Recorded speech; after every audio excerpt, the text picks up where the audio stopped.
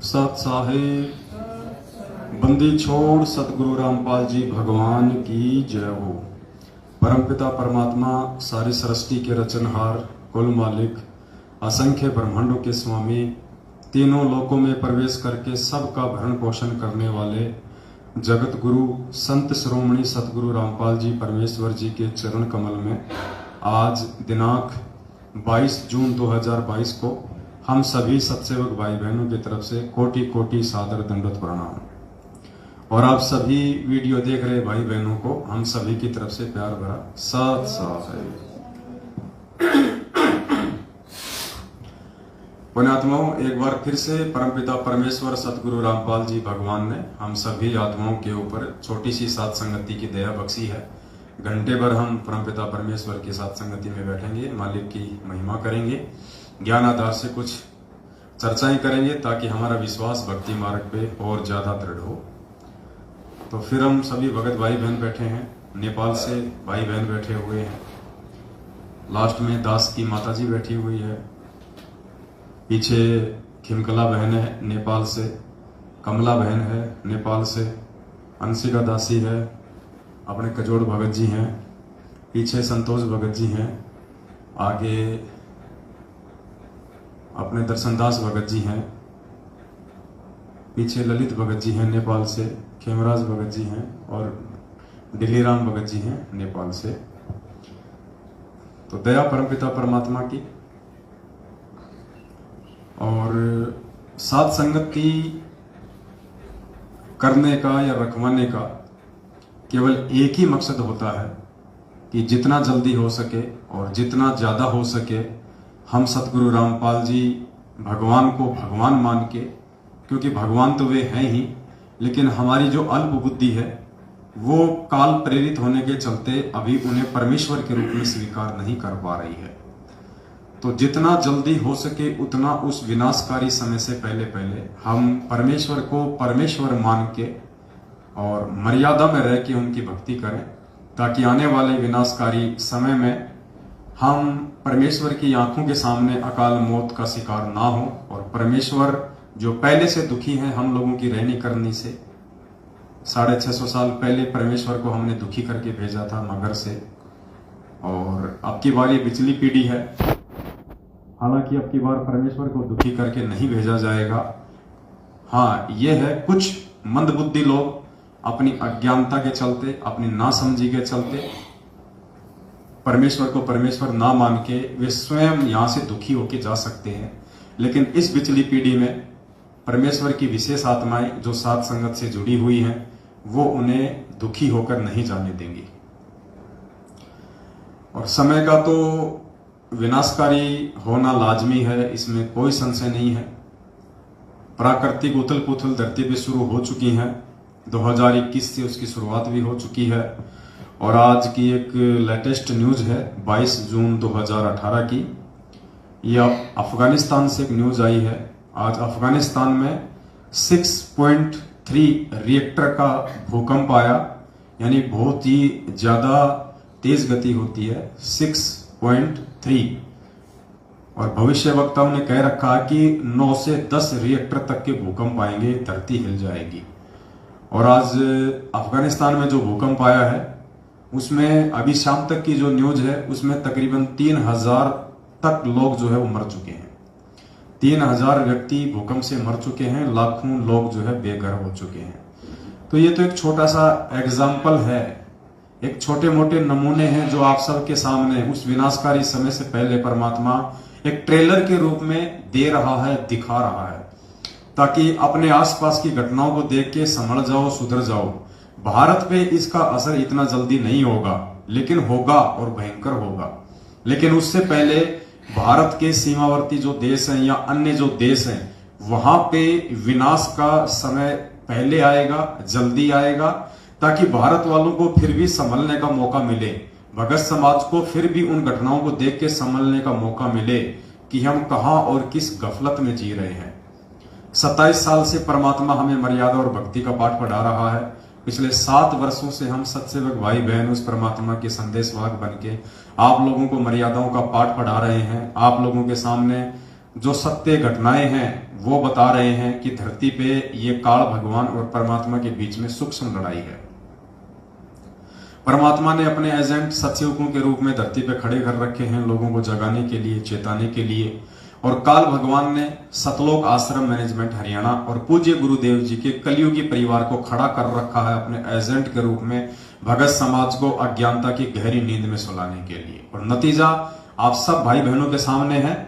अभी 3 या 4 दिन पहले की बात है, मध्य प्रदेश के मंडला जिले का एक तहसील कोऑर्डिनेटर है राकेश दास, जो सारनाम प्राप्त था, जो वहां का तहसील कोऑर्डिनेटर था।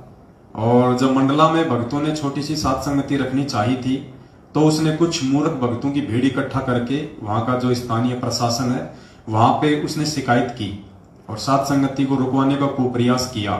सात संगति तो नहीं रुक पाई, लेकिन कल न्यूज आई है कि 2-3 दिन पहले वो जो राकेश दास था, तकरीबन उसकी 35 या 40 साल के आसपास उम्र होगी, सारनाम प्राप्त था, वो अपनी औरत को विधवा करके चला गया।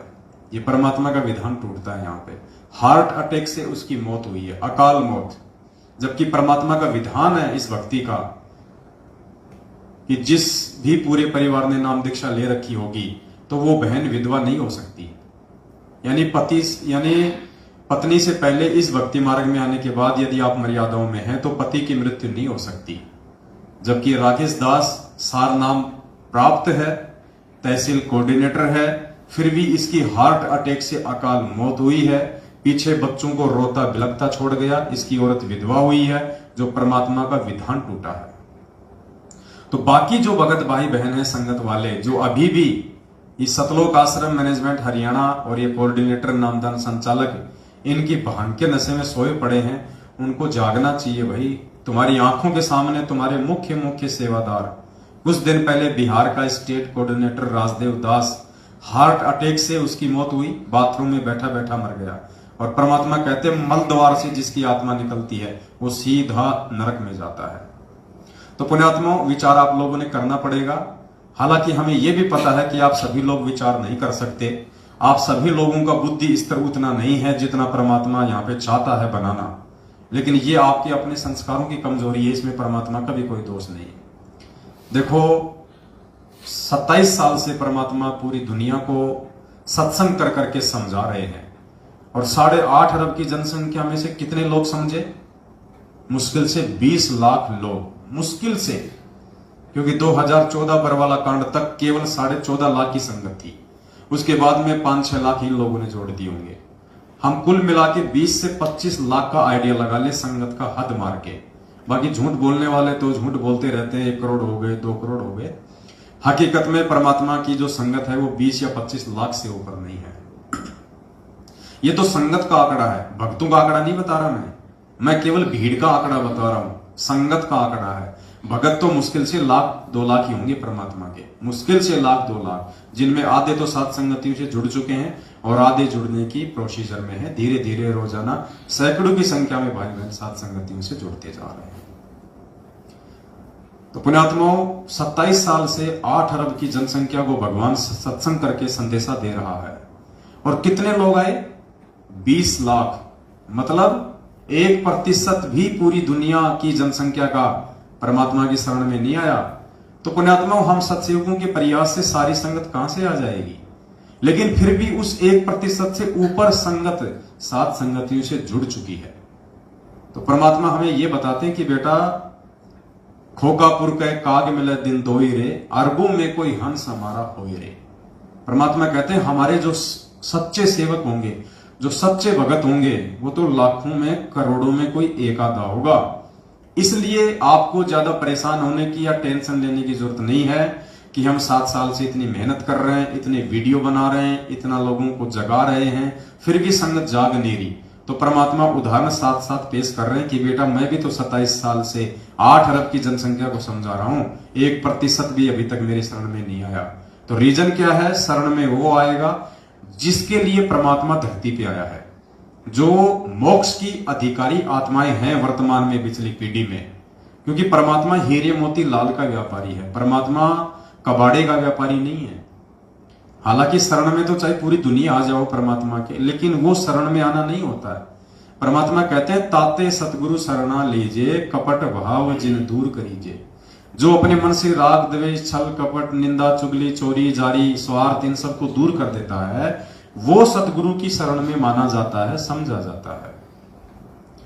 ऐसे नाम दीक्षा लेके हाथ में धागा बांध के गले में लॉकेट टांग के और फिर बाहर जाके चोरियां करते हैं, बाहर जाके शराब पीते हैं, उल्टे काम करते हैं, माता बहनों को छेड़ते हैं, रमेणियां कर करके 2-2 बच्चे पैदा करके उनको छोड़ रहे हैं, वो परमात्मा की शरण में नहीं है। वो आप और हमारी नजर में भगत हैं, लेकिन परमात्मा की नजर में वो भगत नहीं है। तो पुण्यात्माओं, बार बार हम आप सभी भगत भाई बहनों से यही प्रार्थना करते आ रहे हैं, आज भी कर रहे हैं, और परमात्मा ने दया बख्शी तो आगे भी करते रहेंगे। और यही कहेंगे कि जितना जल्दी हो सके उस विनाशकारी समय से पहले पहले सतगुरु रामपाल जी भगवान की वास्तविक शरण में आ जाओ। वास्तविक शरण का मतलब है सत्य असत्य का निबेरा करो। कहे कबीर सोए जन मेरा, जो नीर खीर का करे निबेरा। कौन सही है कौन गलत है, इस लाल और लालड़ी अर्थात मैनेजमेंट और सत्सेवकों की पहचान करके किसी एक भाई के साथ में जुड़ जाओ। देखो, आप सोचो कि मैं तो ना मैनेजमेंट की तरफ हूं ना मैं सत्सेवकों की तरफ हूं, मैं तो घर बैठ के भक्ति कर लूंगा। ये भी आपकी बहुत बड़ी भूल है। घर बैठ के भक्ति करने का समय अभी नहीं है। घर बैठ के भक्ति करने का समय होगा सतगुरुदेव जी के पृथ्वी लोक से जाने के बाद। उसके बाद ना कहीं भ्रमना ना कहीं भटकना, क्योंकि घर घर में ज्ञान होगा, सभी उपदेशी होंगे, थोड़ी आत्मा रह जाएंगी, सभी लोग धार्मिक होंगे, भगवान से डरने वाले होंगे। तो उस समय खाली अपना काम धाम करना है, ना आपकी कोई मर्यादा तुड़वाने वाला कोई बचेगा। बढ़िया आपका परमात्मा व्यापार धंधा सेट कर देगा, 2 टाइम की रोजी रोटी का। फिर आपने अपना भक्ति करनी है, कहीं हांडने की जरूरत नहीं है, ना कहीं आश्रमों में धक्के खाने की जरूरत है, ना किसी भगत के चक्कर में आने की जरूरत है। लेकिन जब तक सतगुरुदेव जी इसार जेल में हैं, तब तक आपको एक के साथ रहना पड़ेगा। चाहे मर्यादा तोड़ के मैनेजमेंट के साथ रह लो, चाहे मर्यादा सुधार के सत्सेवकों के साथ में रह लो, वरना आप जी भक्ति मार्ग से विचलित हो जाओगे। आप इस मार्ग से कोसों दूर हो जाओगे। कब काल भगवान आपके अंदर कुप्रेरणा करके धीरे धीरे धीरे धीरे, परमात्मा कहते हैं ना, जैसे कोई तालाब है जल से भरा हुआ है, और जब गर्मी का महीना होता है तो धीरे धीरे धीरे धीरे वो पानी डाउन होता चला जाता है, और डाउन होते हुए का निशान भी दिखाई नहीं देता। तो काल आपके अंदर ऐसी कुप्रेरणा कर देगा, धीरे धीरे धीरे धीरे आप इस भक्ति और भगवान से दूर हो जाओगे, यदि आप किसी एक से ना जुड़े तो। और दोनों में से फायदा किसके साथ जुड़ने का है, ये डिसीजन आपने स्वयं करना है। तो कहने का मतलब है उस विनाशकारी समय की शुरुआत हो चुकी है भाई। ये पूरा मामला 2-4 साल का है, 2028 तक का ये बता रखा है भविष्य वक्ताओं ने। लेकिन ये 24-25 का जो आंकड़ा है ना, ये बहुत ज्यादा खतरनाक है। आने वाला साल 1.5 साल है ना, वो बहुत ज्यादा खतरनाक है। और वैसे तो कोई भरोसा नहीं अब समय का। जिस प्रकार से दुनिया वालों ने परमात्मा को दुखी कर रखा है, नाराज कर रखा है, परमात्मा को रिजेक्ट करके जेल में बैठा रखा है, दुनिया ने तो अपने सिर के ऊपर नंगी तलवार लटका रखी है कच्चे धागे से। कभी भी टूट सकती है, कोई भरोसा नहीं है, अगले पल कुछ भी हो सकता है यहाँ पे।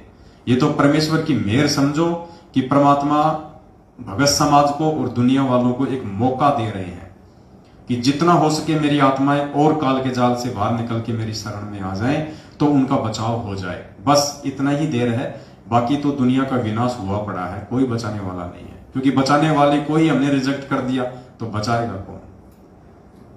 तो अफगानिस्तान में जो भूकंप आया है, उससे ये आइडिया लगाया जा सकता है कि विनाश की शुरुआत है, और धीरे धीरे धीरे धीरे कब और कैसे ये चारों तरफ फैल जाएगा आप लोगों को पता भी नहीं चलेगा।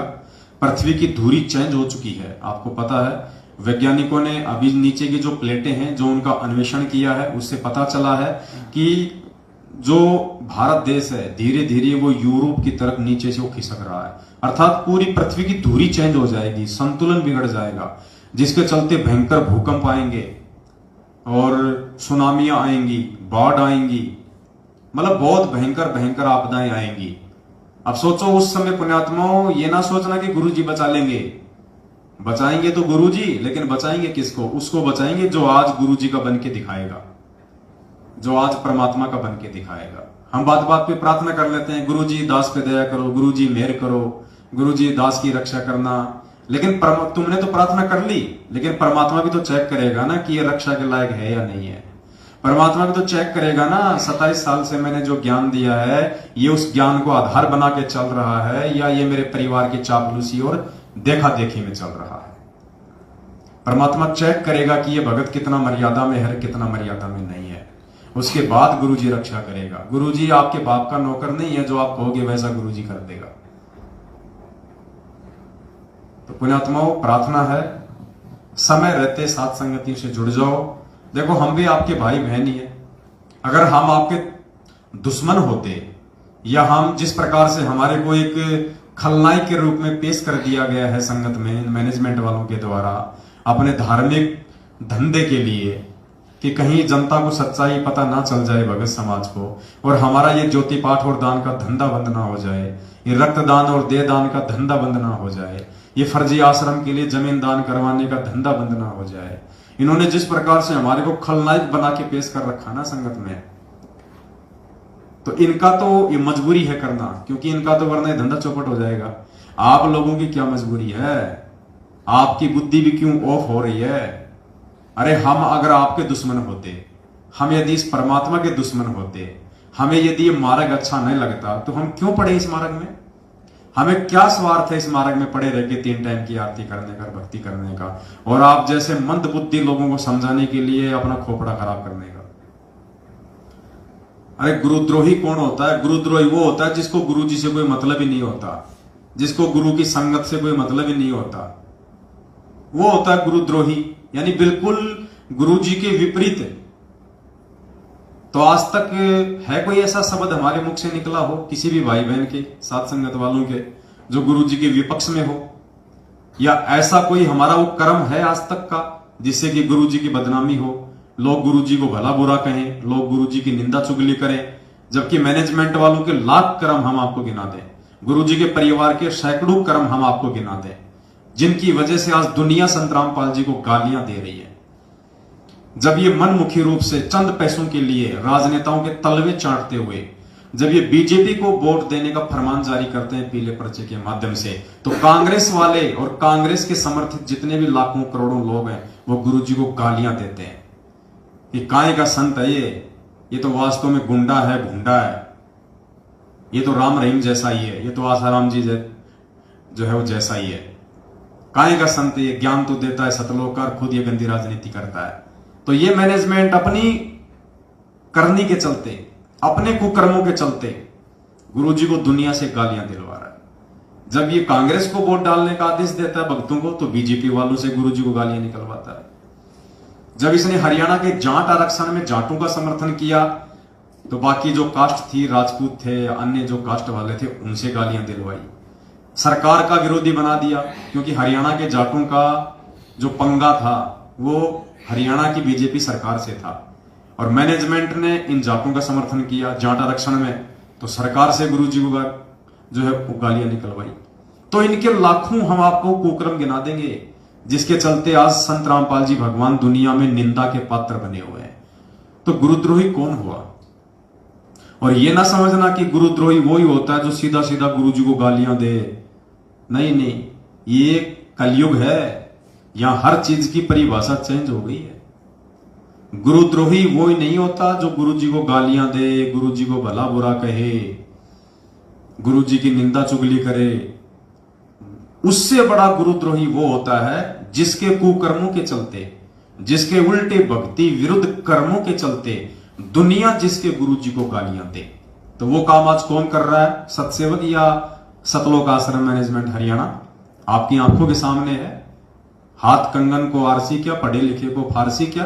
ये तो गधे से गधा आदमी भी समझ सकता है कि 27 साल से जिस भगवान ने हमारे को धार्मिकता का पाठ पढ़ाया, आज उस भगवान का आदेश बता कि हमसे गंदी राजनीति करवाई जा रही है। गधे से गधा इंसान भी समझ सकता है, जिस भगवान ने 27 साल की अकथनीय मेहनत के बाद हम भक्तों के हाथों में माला, सुमरनी, मंत्र कार्ड और दान धर्म करना सिखाया। इन हाथों से, जिन हाथों को परमात्मा ने जोड़ना सिखाया, क्या बरवाला कांड में वो परमात्मा इन्हीं हाथों में अपने भक्तों के लठ पत्थर, पेट्रोल बम और बंदूकें पकड़ा के पुलिस वालों को मारने के लिए खड़ा करेगा सामने? गधे से गधा भी समझ सकता है कि सतगुरुदेव जी के आदेशों की आड़ में 2014 बरवाला कांड से पहले, 2014 बरवाला कांड में और बरवाला कांड के बाद आज 7.5 साल से घटिया कुकर्म कौन करवा रहा है, कौन आदेश दे रहा है? ये सारा का सारा आदेश गुरु जी का परिवार, गुरु जी का कलयुगी परिवार, उनका भगोड़ा भाई महेंद्र 7.5 साल से मुंह नहीं दिखा रहा। और मुझे तो अंदेशा है कि कहीं वो मर ना गया हो, मुझे तो अंदेशा है कि कहीं वो मर ना गया हो, क्योंकि बेहतर प्रकार के तो उसको रोग लगे रहते थे, डायबिटीज, शुगर, पता नहीं क्या क्या उसको रोग थे। उसको आश्रम में भी वो रोगी था, गोलियों का थैला भर के चलता था वो, क्योंकि गुरु को भगवान माना नहीं, गुरु के आदेशों में कभी चलता नहीं था, उसकी नजर गुरु जी की गद्दी पे रहती थी, तो ठीक कहां से होगा? तो मुझे तो अंदेशा है कि महेंद्र जो है वो मर चुका है। 7.5 साल से किसी ने देखा ही नहीं उसको, ना उसका कोई ऑडियो आया, ना उसकी कोई वीडियो आई, ना उसका कोई मैसेज आया, ना उसका कुछ ही नहीं। और मैनेजमेंट कहीं ना कहीं उसकी मौत को छिपा रहा है कि यदि संगत को पता चल गया कि गुरुजी का भाई महेंद्र मर गया तो संगत में कोई खलबली ना मच जाए, हमारा धार्मिक धंधा बंद ना हो जाए। तो 99% तो दास को लगता है जिस प्रकार से वो बीमार रहता था। और बीच में एक खबर आई थी 1-2 साल पहले कि उसकी हालत बहुत ज्यादा खस्ता हो रही है, बिल्कुल कांटे की तरह हो गया सूख के, क्योंकि भगवान के साथ में जो गद्दारी करेगा उसका क्या बचेगा। मालिक कहते हैं राम किसी को मारे नहीं, मारे तो हत्यारा राम, अपने आप ही मर जाएंगे कर कर खोटे काम। तो पुण्यात्माओं कुछ नहीं बिगड़ेगा मैनेजमेंट का। क्यों नहीं बिगड़ेगा? क्योंकि भगत नहीं है। बिगड़ता किसका है? भगत का। ये तो काल के एजेंट हैं, गुरुजी के बेटा बेटी भाई बंधु रिश्तेदार जमाई, आपका स्टेट कोऑर्डिनेटर नामधन संचालक, इनका कुछ नहीं बिगड़ेगा, क्योंकि इनका तो पहले से ही सब कुछ बिगड़ा हुआ है। ये तो काल भगवान ने एक अपने एजेंट के रूप में चिन्हित करके इस पृथ्वी पे परमात्मा की शरण में लाके और इनको उस कमाल की तरह संगत के कर्म फुड़वाने के लिए धरती पे उतारा गया। परमात्मा ने कमाल को जीवित क्यों किया? ऐसे जीवित नहीं किया। परमात्मा ने कमाल को कोई भक्ति करवाने के लिए जीवित नहीं किया था। परमात्मा ने कमाल को जीवित केवल आज पिछली पीढ़ी वाले आप और हम जैसे मंद बुद्धियों की आंखें खोलने के लिए किया था कि काल उस पिछली पीढ़ी में भी ऐसा ही तांडव मचाएगा, ऐसा ही घटिया खेल खेलेगा। तो क्यों जीवित किया परमात्मा ने कमाल को? एक एग्जाम्पल के लिए। कैसे? कमाल को परमात्मा ने मुर्दे से जिंदा किया, एक तरीके से मालिक ने उसको नया जीवन दिया। और बचपन से परमात्मा ने उसको पढ़ाया लिखाया, जैसा भी था उस समय, उसको शिक्षा दी, उसको दीक्षा दी, अपने पास में रखा, उसको अपने बेटे जैसा उसको प्यार दिया। और आगे चल के वो कमाल गुरुद्रोही हुआ, परमात्मा की संगत को ले डूबा, मनमुखी रूप से वो गुरु बन के बैठ गया। गालियां तो उसने भी नहीं निकाली थी कभी परमात्मा को, राग द्वेष तो वो भी नहीं करता था इतना, निंदा चुगली तो कभी उसने भी नहीं की कबीर साहिब की, फिर भी वो गुरुद्रोही कहलाया। क्यों? उसके कर्मों के चलते, कर्मों के चलते वो गुरुद्रोही कहलाया। तो आज वो की वो स्थिति परमात्मा हमें समझाना चाह रहे हैं कि ये ना सोचना कि गुरुजी का भाई क्या कोई गद्दारी कर सकता है। अरे गुरुजी का बेटा है ये तो गुरुजी की बेटी है, ये थोड़ी ना ऐसा करेगी गुरुजी के साथ है। वो कमाल भी तो गुरुजी का बेटा ही था, जिसको मुर्दे से जिंदा किया था, बचपन से लालन पालन पोषण किया था, बड़ा किया था। वो भी तो गुरुजी के परिवार का ही सदस्य था, मेंबर था। परमात्मा ने इसीलिए उसको जीवित करके एक एग्जाम्पल दिया आप और हमारे जैसे नालायकों की आंखें खोलने के लिए कि जब तुम कलयुग की पिछली पीढ़ी में जाओ तो मूर्खो, मेरा परिवार समझ के मेरे भाई बंधु रिश्तेदार बेटा बेटी पे आश्रित ना हो जाना। वो सब काल के एजेंट होंगे, क्योंकि काल ऐसा ही खेल खेलता है। 650 साल पहले कमाल को भेज दिया परमात्मा का भाग उजाड़ने के लिए। फिर परमात्मा ने जब धर्मदास जी के माध्यम से अपने मार्ग को चलाने की योजना बनाई तो धर्मदास के परिवार में धर्मदास के बेटे नारायण दास के रूप में मृत्यु अंध नाम का अपना काल का दूत भेज दिया। और धर्मदास की आगे फिर वो छठी पीढ़ी में आ गया काल टकसारी पंथ से। गरीबदास जी के पंथ में भी ऐसा ही हुआ, नानक जी के पंथ में भी ऐसा ही हुआ, उसके दोनों बेटे उसके विरोध में हो गए। तो आज संत रामपाल जी के इस मार्ग को काल कैसे सही तरीके से चलने देगा? उनके भाई को भेज दिया अपने एजेंट बना के, उनके बेटा बेटी भेज दिए अपने एजेंट के रूप में, उनके रिश्तेदार भेज दिए अपने एजेंट के रूप में। क्योंकि काल को पता है कि संगत ये ज्ञान लेने के बाद में जगत वालों से भ्रमित नहीं होगी। अगर संगत को भ्रमित करना है तो संगत वालों के माध्यम से कराओ और विश्वास पैदा करके कराओ। तो काल क्या करता है, पहले विश्वास पैदा करवाता है कुछ भक्तों के ऊपर और उसके बाद विश्वास में लेके फिर भक्तों की आंखें फोड़ता है। तो ये गुरुजी का जो परिवार है ना, जिसके विषय में परमात्मा ने बहुत बार गहरी गहरी बातें बोल रखी है संगत में, यानी दुनिया का पहला संत है संत रामपाल जी महाराज, पहला संत जिन्होंने सार्वजनिक तौर पे सत्संग करते हुए लाखों की भीड़ के सामने ये कहा था कि पुण्यात्माओं, मेरे बेटा और बेटियों का नेचर क्या है, उनका व्यवहार क्या है। मैंने काफी बार आप लोगों को वीडियो सुनाया परमात्मा का, आज एक बार फिर से आप जीवों को परमात्मा का वो वीडियो दास सुनाएगा, जिसमें परमात्मा ने अपने बच्चों के विषय में सार्वजनिक तौर पे खुल के साथ संगत में बताया हुआ है कि उनके बच्चों का क्या नेचर है, क्या उनका स्वभाव है। इस सत्संग में परमात्मा कह रहे हैं कि इस दास की 4 संतान थी। परमात्मा शब्दों पे ध्यान देना, गुरुदेव क्या कह रहे हैं, इस दास की 4 संतान थी, जबकि जीवित तो आज भी हो चारों। फिर गुरु जी ये क्यों कह रहे हैं कि थी, क्योंकि परमात्मा ने उनको रिजेक्ट कर दिया।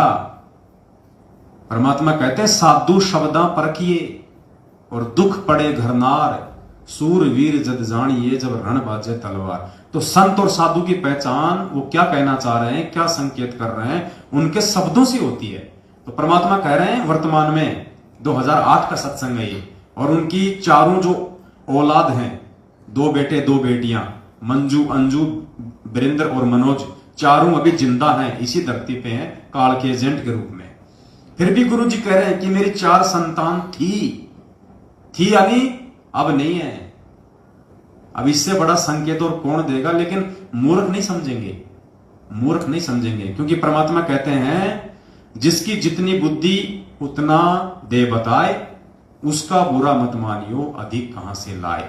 लेकिन समझदार भगत इन संकेतों को समझ के और सावधान हो जाते हैं, और आज साथ संगत से जुड़े हुए लाखों भाई बहन इन संकेतों को समझ के अपने आत्म कल्याण की ओर आगे बढ़ रहे हैं, ना कि बाकी संगत की तरह चापलूसी और जो है आधीनता को स्वीकार किए हुए हैं। सुनिए परमात्मा के मुकम्मल से उनके बच्चों के विषय में।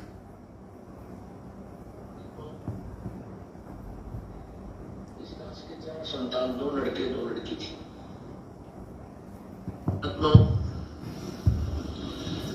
इस दास के 4 संतान, 2 लड़के 2 लड़की थी।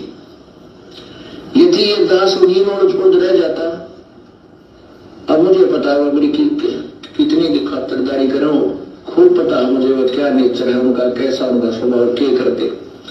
अब परमात्मा के चरणों में आया हूं, मेरे लाखों चेले बेटा बेटी हो गए। अब एक को कहता हूं मैं जल जाना, 10 खड़े हो जाते हैं। ये क्या कारण है, क्योंकि मैंने परमात्मा की भक्ति का रटना लाई, और उस भक्ति की शक्ति से इन बच्चों में इतनी श्रद्धा बन गई, दोनों हाथों पर रखूं अपने गुरुदेव को, अपने पिता को। तो क्या कह रहे हैं पूज्य गुरुदेव जी कि पुण्यात्माओं, इस दास के 4 संतान थी, 2 लड़के 2 लड़की, और मुझे अच्छे से पता है उनका क्या व्यवहार है, क्या उनका नेचर है, और क्या वो मेरी खातिरदारी करते, अर्थात कितना मुझे सम्मान देते, कितनी वो मेरी इज्जत करते आगे चल के। अब इतनी खुल के आज तक दुनिया के किसी भी संत ने अपने बच्चों के बारे में नहीं बताया। तो क्यों संकेत किया परमात्मा ने? संगत को समझाने के लिए, संगत को जगाने के लिए कि भाई अगर तुम इनको मेरा बेटा बेटी मान के चल रहे हो तो बहुत बड़ी भूल में चल रहे हो, ये तो काल के बेटा बेटी है। और देख लो 2008 में परमात्मा ने संकेत किया कि मुझे अच्छे से पता है वो मेरी कितनी क्या इज्जत करते, और देख लो आज क्या हाल हो रखा है। 2014 इन्हीं लोगों के कुकर्मों ने बरवाला कांड करवाया और परमात्मा को जेल में बिठवा दिया। अब देख लो इनके कुकर्मों के चलते आज भगवान की जेल में क्या इज्जत हो रही है, देश दुनिया में उनकी कितनी फजीती हो रही है। संगत का क्या हाल कर दिया इन लोगों ने काल प्रेरणा से, ज्योति पाठ के नाम पे ठगना शुरू कर दिया। अरे जबकि ज्योति ये पाठ जो है, ये पाठ प्रकाश 3 दिन का गरीबदास जी महाराज जी की वाणी का कौन कर सकता, तुम्हें पता भी है इस बात का? तुम सबके घरों में इन्होंने एक पुस्तक डाल रखी है, भगत जी लाना है वो ब्लैक वाला जो बैग रखा अंदर, उसके अंदर एक पुस्तक होगी, वो जब जब भूल पड़े। तुम सबको दे रखी है वो पुस्तक और स्पेशली भक्तों को दी हुई है। और ये भी कह रखा है कि गुरु जी का आदेश है इसको महीने में एक बार जरूर पढ़ना है। इसको मासिक पाठ बना दिया। जैसे हम आरती करते हैं, रोज पढ़ते हैं ना उसको, इसको मासिक पाठ बताया। मासिक पाठ यानी महीने में एक बार तो भक्तों ने इसको पढ़ना ही पढ़ना है, गुरु जी का आदेश है। जबकि इसमें आने वाले दिनों में दास आपको दिखाएगा तुम लोग पढ़ते नहीं हो, और पढ़ते हो तो तुम्हारी बुद्धि में आ नहीं सकती ये बातें। क्यों नहीं आ सकती? क्योंकि इस पुस्तक को भी पढ़ने का एक फॉर्मूला है और तुम लोगों को नहीं पता वो फॉर्मूला क्या है, और ना तुम्हें मालूम पड़ सकता। तुम जितना पढ़ोगे उतना तुम उलझते चले जाओगे। ये जो पुस्तक है ना, आने वाले दिनों में जिसका पोस्टमार्टम होगा परमात्मा के आशीर्वाद से, ये पुस्तक जैसे तुम पढ़ रहे हो वैसे नहीं पढ़ी जाएगी। ये पुस्तक पीछे से पढ़ी जाएगी। जैसे कुरान होती है ना, उसमें उल्टे शब्द पढ़े जाते हैं। ये जब जब भूल पड़े पुस्तक, ये पीछे से पढ़ी जाएगी, ना कि आगे से। तुम आगे से पढ़ रहे होंगे, जिंदगी में समझ में नहीं आएगी। इसका एक फॉर्मूला है। आने वाले दिनों में परमात्मा दया करेंगे, दास आपको पीछे से पढ़ के सुनाएगा एक एक चीज, तब आपके समझ में आएगी। और ये जो पुस्तक है, ये सतलोक आश्रम मैनेजमेंट हरियाणा के साथ में जुड़े हुए लोगों के लिए जहर है, जहर। और सत्सेवकों के लिए ये अमृत है, अमृत। क्योंकि इस पुस्तक को जब हम पढ़ेंगे, इस पे वीडियो बनाएंगे, इसका पोस्टमार्टम होगा ज्ञान आधार से, तो सत्सेवकों का तो भक्ति मार्ग पे विश्वास बढ़ेगा। और साथ संगति से ना जुड़ के जो लोग मनमुखी रूप से मैनेजमेंट का आदेश मान के इस पुस्तक को पढ़ रहे हैं कि गुरु जी का आदेश है, उनको कुछ समझ में आएगा नहीं, उल्टी उनकी मर्यादा टूटेंगी। इसमें ऐसी ऐसी बातें लिखी हुई हैं जिससे आपको सीधा काल भगवान के मुंह में लेके जाया जाएगा। ये पुस्तक बिना साथ संगत से जुड़ा हुआ कोई भी व्यक्ति यदि इसको पढ़ेगा तो वो सीधा काल भगवान के मुंह में जाएगा, उसकी मर्यादा टूटेंगी। क्योंकि उसको बिगाड़ने की सामग्री है इस पुस्तक में, टोटली उसको बर्बाद करने की सामग्री है। और सत्सेवक जब साथ संगति के माध्यम से इस पुस्तक को पढ़ेंगे तो सत्सेवकों का परमात्मा पर भक्ति पे विश्वास दृढ़ होगा कि भगवान आपने दया करी, जो हमें आपने इस काल रूपी सतलोक आश्रम मैनेजमेंट हरियाणा से बचा लिया।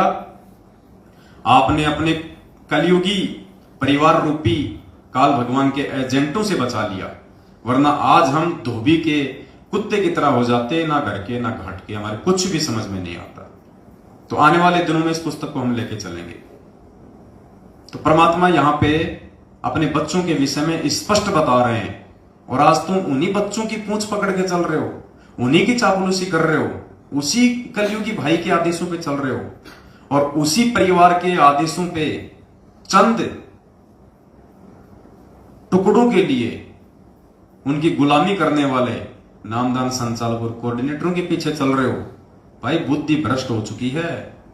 परमात्मा कुछ भी बचाव नहीं करेगा अगर समय रहते आंखें नहीं खोली और साथ संगति से नहीं जुड़े तो।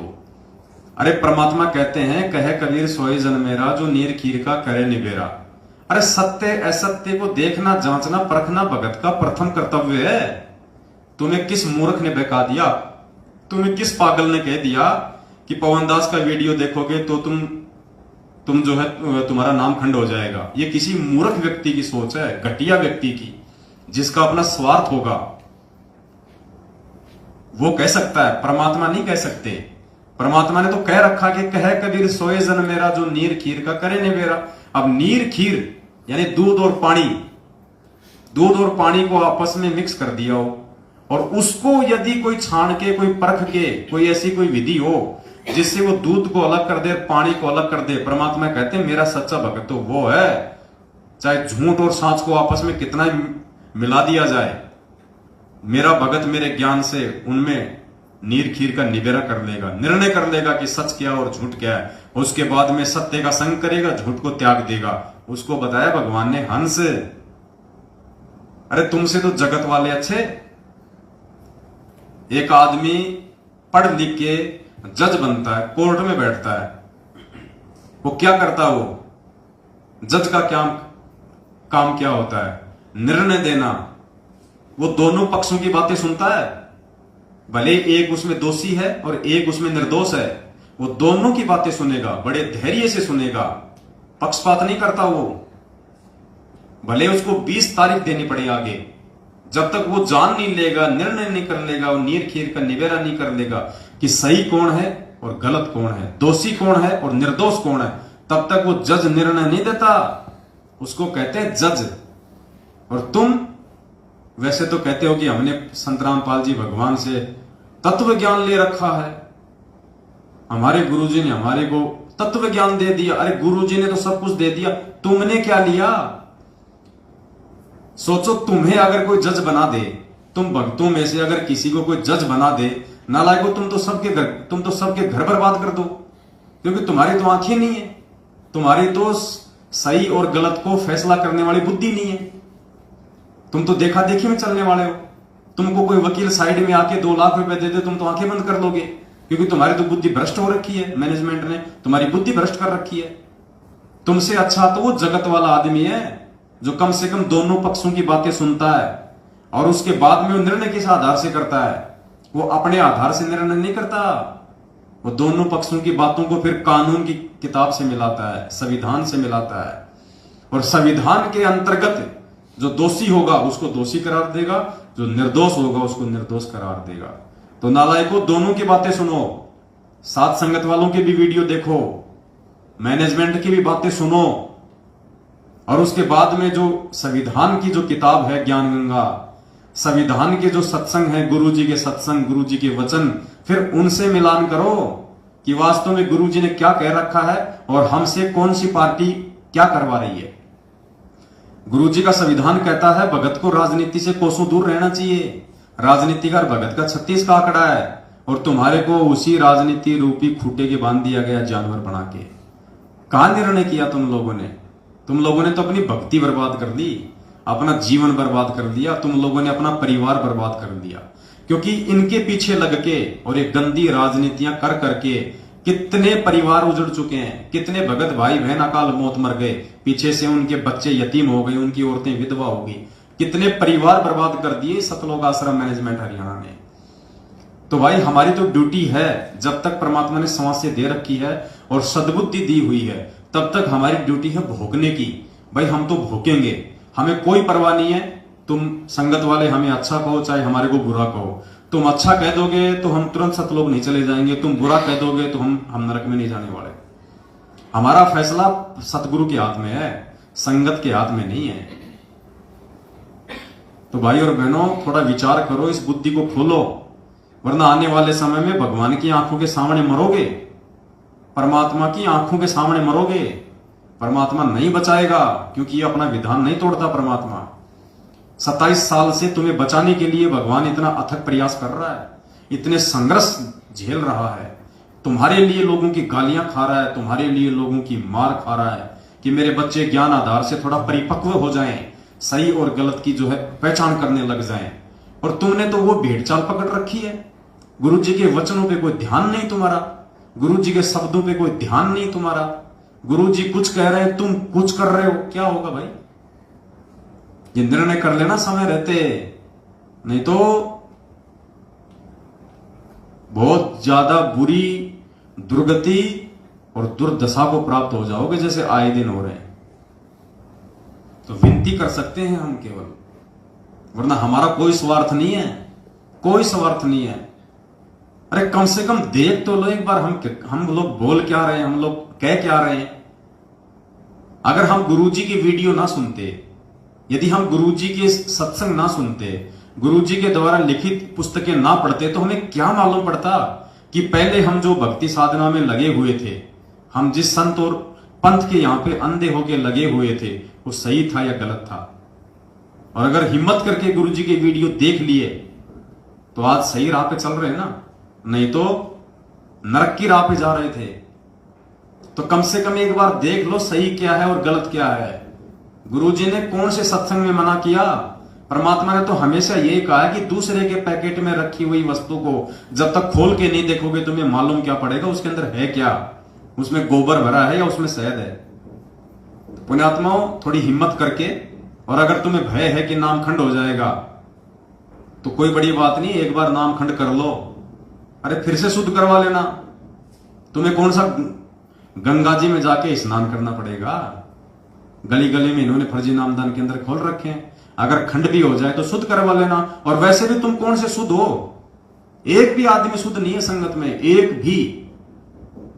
एक भी भगत ये कहते कि मैं शुद्ध हूं, कोई शुद्ध नहीं है, सब खंडित है। जिनका बाप जेल में बैठा हो वो कभी भी वो ब्राह्मण नहीं बन सकता, वो पंडित नहीं रह सकता, भगत नहीं रह सकता जिसका बाप जेल में बैठा हो। और तुमसे ज्यादा खंडित तो ये तुम्हारा नाम शुद्ध करवाने वाले हैं। सबसे बड़े खंडित तो इन फर्जी नामदान केंद्रों का जो संचालन कर रहे हैं ना, वो है। क्योंकि यही लोग तो तुमसे मर्यादा तोड़वाते हैं, यही लोग तो तुम्हें पीले पर्चे के आदेश बताते हैं, इन्हीं लोगों की तुम गुलामी करते हो। और ये करते हैं ऊपर वालों की गुलामी, मैनेजमेंट की, गुरुजी के परिवार की। तो तुमसे पहले तो तुम्हारे नामदान संचालक और ये कोऑर्डिनेटर लोग हैं, ये खंडित है। तो तुम कहां से शुद्ध हो जाओगे? और तुम जैसे लोगों से नाम शुद्ध करवाने वाले कहां से शुद्ध हो जाएंगे? कुछ नहीं, ये तो परमात्मा कहते ना कि वो रमलू वाली और ताई वाली जो कहानी थी, बोले रमलू तने रो लियो, बोले ताई बोले आगे देखे जाना, रोए जाना। तो ये हाल करके छोड़ दिया तुम्हारा मैनेजमेंट ने, ना तुम घर के रहे ना तुम घाट के रहे। आज 90% संगत, जो भाई बहन साथ संगत से नहीं जुड़े हुए हैं, धोबी के कुत्ते जैसी हालत है उनकी, भले वो शर्मा शर्मी में किसी को ना बताओ। और अच्छी आत्मा है वो जो लोग समय रहते समझ गए, और आज भी धीरे धीरे समझते जा रहे हैं, लेकिन समय ज्यादा नहीं है। आगे का समय समझने समझाने का नहीं रहेगा, कुछ नहीं। जब आपत्ति आएगी, पूरे संसार पे विपत्ति आएगी, विनाश का समय शुरू होगा, तो तुम्हारे TV, radio, internet, mobile, WhatsApp, YouTube, mobile सब बंद हो जाएंगे। घर में घुसे रहोगे जैसे कोरोना के समय 2 महीने तुम घर के बाहर नहीं निकल सकते थे। फिर कहां जाओगे? कहां से विश्वास पैदा करोगे? कहां से दृढ़ता लाओगे? ये दृढ़ता उस समय उन आत्माओं में रहेगी, ये विश्वास परमात्मा उन आत्माओं में प्रकट करेगा जो आज सात संगति से जुड़ के 5 यज्ञ की खीर खा रहे हैं, अपने गुरु को भगवान मान के भोग लगा रहे हैं, भक्ति कर रहे हैं, मर्यादाओं में रह के और परमात्मा के मार्ग पे चल रहे हैं। उन आत्माओं को दृढ़ता मिलेगी, उन आत्माओं के साथ में उस समय सतगुरु रामपाल जी भगवान रहेंगे। तुम जैसे राजनीति करने वालों के साथ में तो काल भगवान भी अपना नाता तोड़ लेगा। खैर तुम्हारी मर्जी, हमारा तो काम है भाई बताने का, समझाने का। हम तो अपना जो फर्ज है वो पूरा हम करेंगे, बाकी आप भाई बहनों की अपनी अपनी अपनी समझ है। तो एक शब्द है परमात्मा का, पूज्य गुरुदेव जी के द्वारा लिखा हुआ है। शब्द को हम महिमा के रूप में गाएंगे और समझने का प्रयास करेंगे कि परमेश्वर ने इस शब्द के माध्यम से हम भक्तों को क्या जो है निर्देशित किया है। सत साहिब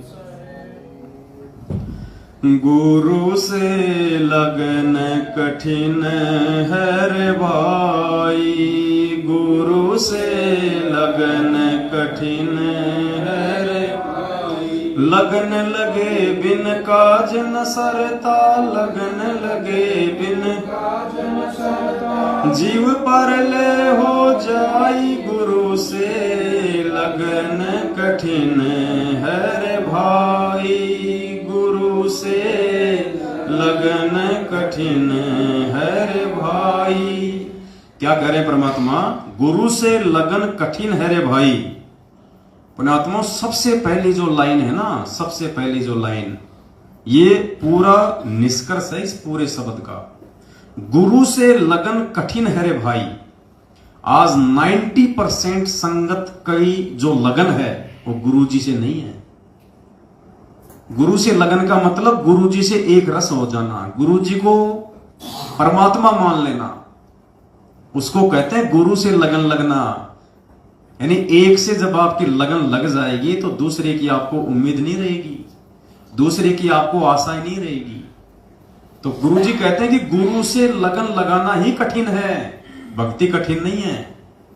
अब 90% संगत की कैसे गुरु जी से लगन नहीं लग रही?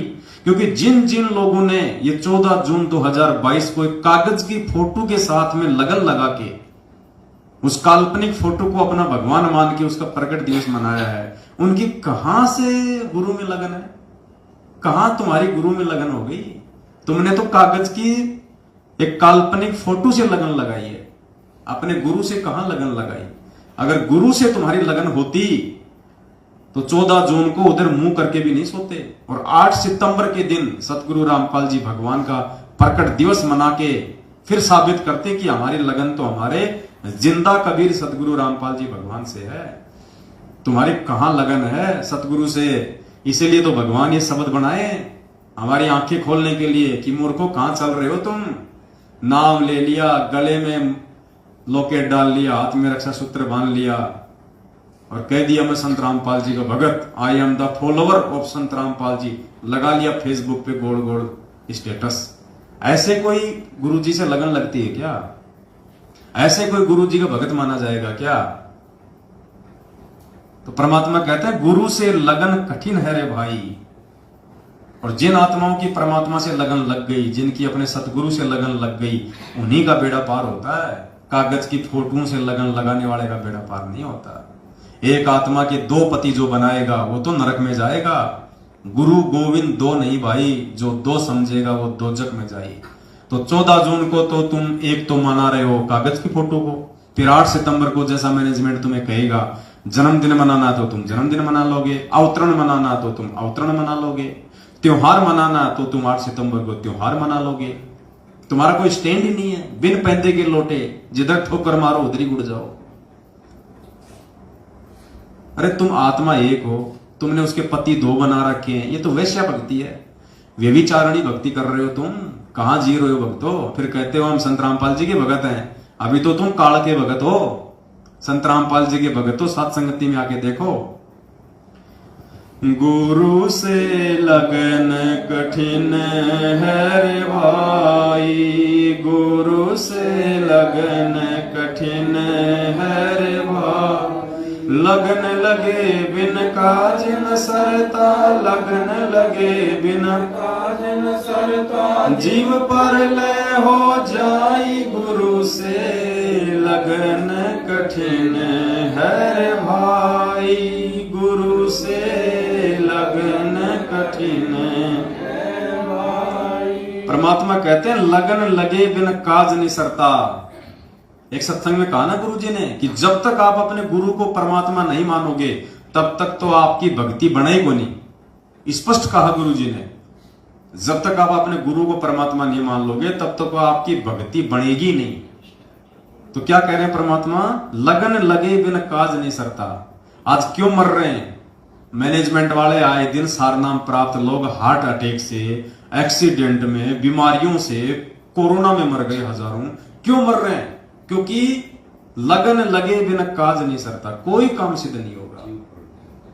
और जीव प्रलय हो जाए यानी अकाल मौत, मरेंगे फिर। तो इस शब्द के अनुसार वही तो सब कुछ हो रहा है।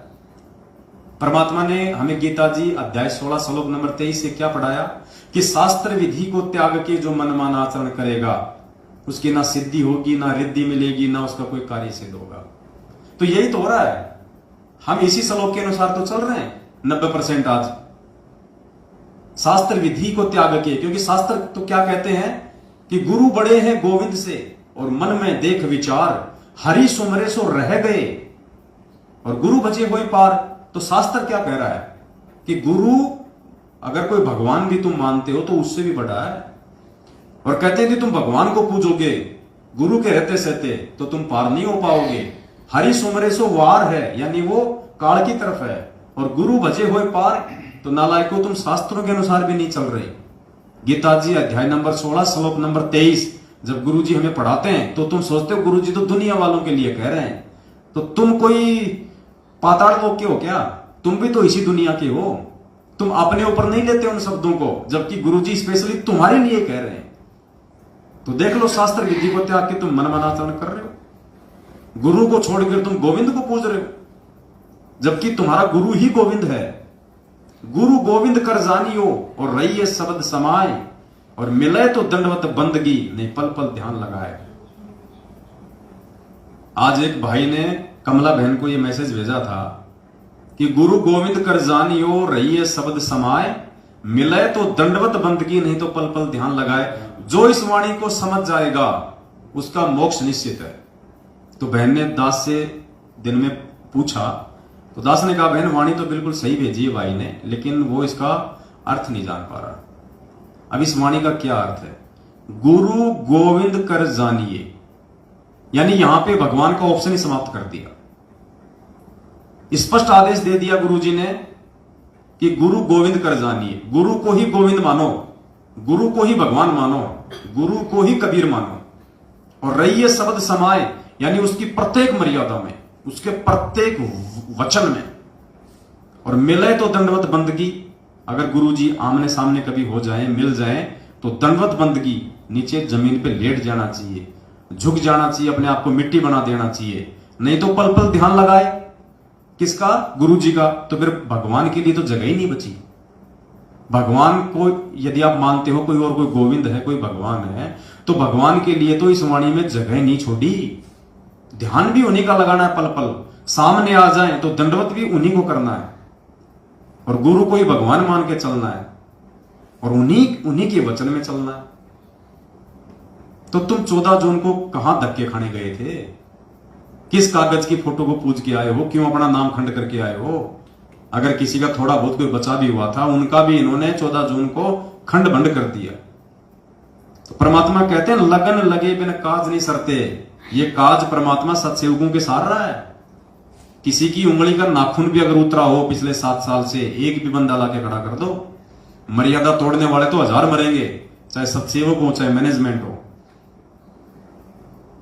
अब आप कहोगे जी फिर मैनेजमेंट वाले भी वही मर रहे हैं जो मर्यादा तोड़ रहे हैं। तो मर्यादा तोड़वा कौन रहा है? ये मैनेजमेंट ही तो तोड़वा रहा है।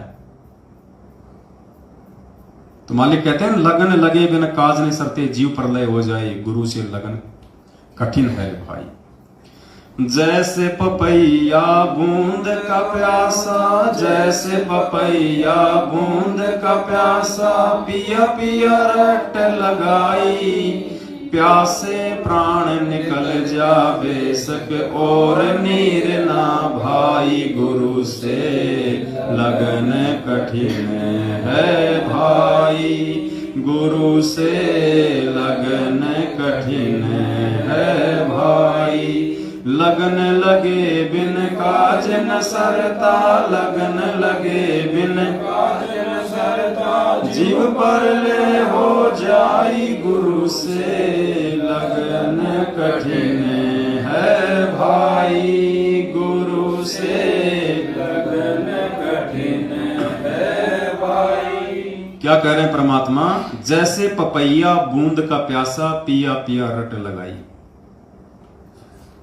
परमात्मा कहते हैं जैसे पपैया होता है ना, एक पक्षी होता है, और मालिक कहते हैं जो स्वाति नक्षत्र में जो बारिश होती है ना, वो केवल उस बारिश की बूंद का ही वो जो है वो जल ग्रहण करता है, बाकी जल नहीं पीता हो।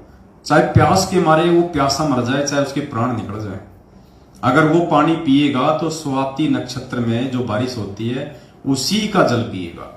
तो पुण्यात्मा यहां पे परमात्मा ने पपैया की जगह एक भगत को रखा है, एक साधक को रखा है, और स्वाति नक्षत्र वो परमेश्वर स्वयं, उसका ज्ञान, उसके वचन, उनके आदेश, उनकी वाणी। तो जो सच्चा भगत होगा वो केवल अपने परमात्मा, अपने सतगुरु पर ही आश्रित होगा। सतगुरु के अलावा, यानी उस पपैया के लिए नक्षत्र, मतलब स्वाति नक्षत्र के समय में जो बारिश होती है उसके अलावा चाहे ऊपर से अमृत बरसा दो, वो अपना मुंह नहीं खोलेगा, उस अमृत को भी वो अपने अंदर ग्रहण नहीं करेगा, क्योंकि उसके शरीर की जो व्यवस्था है, उसकी जो प्रकृति है, वो परमात्मा ने वैसी ही बना रखी है। तो पुण्यात्मा यहां परमात्मा समझ रहे हैं कि उस पपैया रूपी भगत को यदि आश्रित रहना है, यदि उसको निर्भर रहना है, यदि उसको वास्तव में अपना मोक्ष करवाना है, तो केवल और केवल अपने गुरु भगवान पे ही आश्रित रहना है। अगर वो आदेश की पालना करे तो अपने गुरु भगवान के ही आदेशों की पालना करे। वो अगर किसी की पूजा करे तो केवल अपने गुरु भगवान की ही पूजा करे। अगर किसी के वचन को माने तो केवल अपने गुरु भगवान के वचन को ही माने। और तुम्हारे को तो इन्होंने पपैया से काला कौवा बना दिया, काला कौवा। गुरु जी का तो तुम एक भी आदेश नहीं मानते, और सारे आदेश तुम मानते हो पीले पर्चों के, और पीले पर्चे लिख रहा है मैनेजमेंट। एक भी आदेश इस पीले पर्चे का गुरु जी के ज्ञान से मेल नहीं खाता। अरे आंखें फूट गई है जब तो बात अलग है। अगर आंखें सही हैं तो 27 साल से गुरु जी के सत्संग सुन लो और देख लो, कभी भी गुरु जी ने रक्तदान की बात करी हो? दे दान की बात करी हो, कभी भी आश्रम में गुरुजी ने भक्तों को आदेश दिया हो कि बच्चों रक्तदान करो, दे दान करो, कभी भी गुरुजी ने किसी पार्टी विशेष को वोट दिलाया हो? जैसे मैनेजमेंट आए दिन कहता है कि बीजेपी को वोट दो, बीजेपी का समर्थन करो, बिल्कुल ही मतलब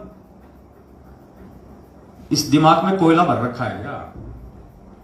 गधे से गधा आदमी भी समझ जाए इतने सत्संग सुन के परमात्मा के, और हम क्या कर रहे हैं? पपैये के बजाय कौवे की भूमिका निभा रहे हैं। तो भाई क्या मिलेगा फिर खाने को? लेटरिन मिलेगा, टट्टी खाएगा फिर। वो स्वाति नक्षत्र वाली बूंद तो भाई पपैये के लिए होती है, कौवों के लिए नहीं होती। फिर तुम्हारे काज नहीं सर सकते, और अगर किसी के थोड़े बहुत काज सर रहे हैं तो समझ लेना तुम्हारी बैटरी चल रही है, परमात्मा का आशीर्वाद नहीं चल रहा। तो परमात्मा कहते हैं जैसे पपैया बूंद का प्यासा पिया पिया रट लगाई। अब बताओ, तुम्हारे को सार नाम तो लेना था अपने सतगुरु से। पपैये को बूंद तो पीनी थी स्वाति नक्षत्र की, और पिला दिया उनको ऊपर से तेजाब। अरे तुम्हारे को ये सार नाम तो लेना था अपने सतगुरु से।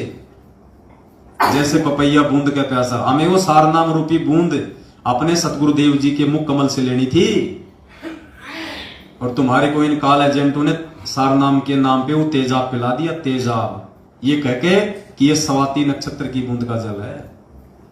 तो बताओ तुम्हारे काज कहां से सरेंगे? भेड़ चाल में चलने वालों के काज कहां से सरेंगे? जैसे पपैया बूंद का प्यासा पिया पिया रट लगाई। हम लगा रहे हैं रट, हम सत्सेवक। देखो परमात्मा की महिमा उनके आशीर्वाद से। हमारी औकात नहीं है, ना धरती पे किसी औकात है जो भगवान के विषय में एक शब्द उसकी महिमा में गा दे, क्योंकि भगवान की महिमा हर किसी के समझ में आएगी नहीं, उनके बस की बात ही नहीं है। तो भगवान सद्बुद्धि देके समझाता है, वो खुद अपनी महिमा करवाता है। जीव के बस की बात नहीं है जो भगवान की महिमा कर दे। तो पिया पिया रट तो कौन लगा रहा है? ये सात संगत वाले भाई बहन लगा रहे हैं पिया पिया रट। अपने सतगुरु को पल पल याद कौन कर रहा है? उनकी महिमा कौन गाना आ रहा है? हम सार नाम की ओर में नहीं भागते। हम सार नाम की दौड़ में 15-15 हजार रुपए देके अपना शिष्य धर्म को नष्ट नहीं करते। तो सात संगत से भाई बहन अपने गुरु को भोग लगा लगा के, उनको परमात्मा मान मान के उनको रिझा रहे हैं उनको। तो ये पिया पिया रट, ये सतगुरु सतगुरु रट कौन लगा रहा है? सात संगत वाले भाई बहन लगा रहे हैं। तो निर्णय कर लेना, आप लोग मैनेजमेंट की कुसंगति करके कौवे की श्रेणी में हो या सात संगत से जुड़ के पपैये की श्रेणी में हो। जैसे पपैया बूंद का प्यासा पिया पिया रट लगाई, प्यासे प्राण निकल जा बेशक और नीर ना भाई। हमें तो केवल सतगुरु के हाथों से ही सार नाम रूपी नीर पीना है, दूसरे के हाथ का तेजाब नहीं पीना, वो काला पानी नहीं पीना, कोयले का पानी नहीं पीना भाई। जो कोयले का पानी पिएगा फिर क्या होगा? उसका लीवर खराब होगा, फिर वो अकाल मौत मरेगा। देख लो आए दिन सैकड़ों लोग मर रहे हैं संगत में अकाल मौत। अरे और तो छोड़ो, ये जो राजस्थान के सोजत में जो इन्होंने फर्जी आश्रम बना रखा, अब की बार वहां पे इन्होंने जो प्रकट दिवस मनाया है, कल की अखबार में न्यूज आई है उनके प्रकट दिवस पे जो भंडारा जो बच गया था, क्योंकि भंडारा इन्होंने 4-5 लाख के लिए बनाया, संगत वहां गई नहीं 1 लाख भी, तो भंडारा का क्या करेंगे? भंडारा इन्होंने फेंक दिया, भंडारा इन्होंने वहां पे नालों में फेंक दिया। और कल की न्यूज आई है 1 भैंस और 9 गाय मर गई वो खाना खा के। अरे बताओ, भगवान को भोग लगा हुआ अन्न खाने से कोई मरता है क्या? 1 भैंस और 9 गाय मरी है, इनके ऊपर मुकदमा करवाया कल वहां के लोगों ने। और जबकि गुरुदेव ने स्पष्ट बोल रखा कि ऐसे यदि कोई भंडारा यदि बच जाता है, पाठ का भंडारा, क्योंकि वहां तो पाठ चल रहा था ना, पाठ का यदि भंडारा यदि बच जाता है तो गुरुजी ने कहा कि या तो उसको जल प्रवाह करो या उसको जमीन में खड्डा खोद के डालो। इसी पुस्तक में लिखा हुआ है, इसी में। इसीलिए तो दास कह रहा है ना कि तुम्हारे को बिल्कुल विपरीत चलाया जा रहा है, इस पुस्तक के विपरीत।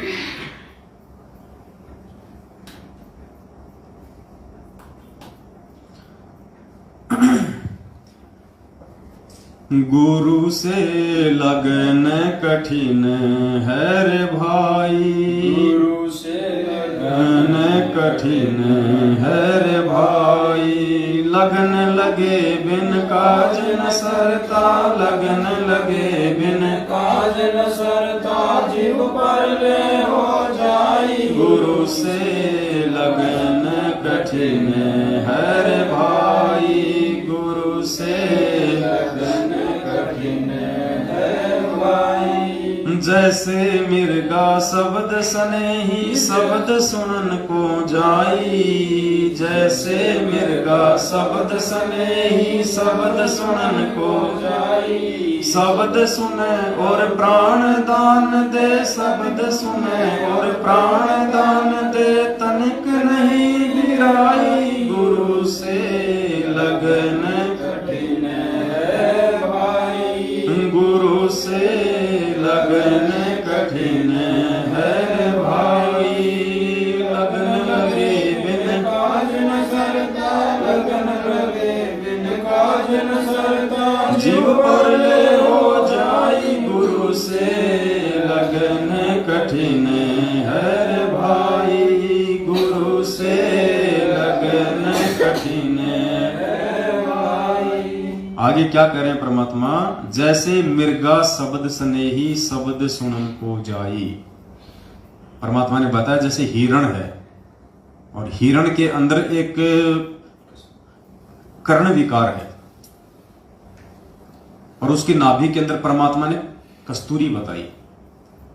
और वो कस्तूरी प्राप्त करने के लिए जो शिकारी होता है वो क्या करता है, वो एक मीठी सी सारंगी पे एक वाद्य यंत्र आता है, एक म्यूजिकल इंस्ट्रूमेंट आता है जिसको बोलते हैं सारंगी, वायलिन जिसको बोलते हैं। वो एक ऐसी धुन प्रकट करता है, इतनी मीठी वो धुन प्रकट करता है कि वो हिरण जो होता है वो विवश हो जाता है उसके आगे नतमस्तक होने को, उसे रहा नहीं जाता। और वो हिरण स्वतः आकर्षित होकर उस धुन के ऊपर उस शिकारी के घुटनों पे अपना सिर रख के बैठ जाता है, और शिकारी उसको मार देता है या फिर उसको पकड़ लेता है, और फिर उसकी वो कस्तूरी जो नाभि में होती है वो निकाल देता है। तो क्या कह रहे परमात्मा, जैसे मिर्गा शब्द स्नेही शब्द सुनन को जाई, शब्द सुने और प्राण दान दे, तनिक नहीं बिराई।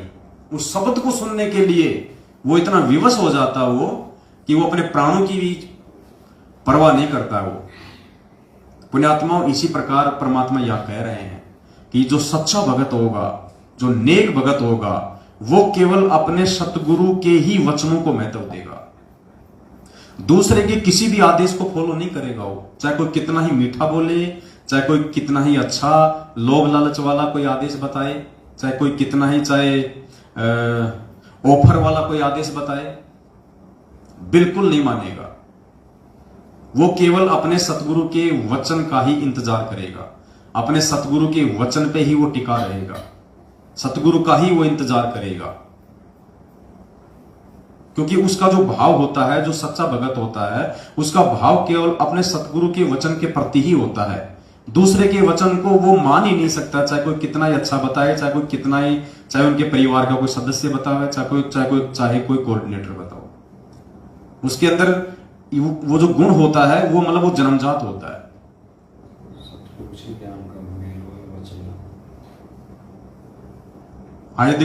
यदि कोई बात कोई कह रहा है और वो वचन यदि परमात्मा के वचनों से मेल खाते हैं तो ठीक है, वो स्वीकार्य है। जैसे हम कहते हैं बार बार कि भाई ये जो पीले पर्चे हैं, ये जो फर्जी लेटर हैं, ये जो नकली ऑडियो है, ये गुरुजी की है या नहीं है, हम इन चीजों पे नहीं जाते।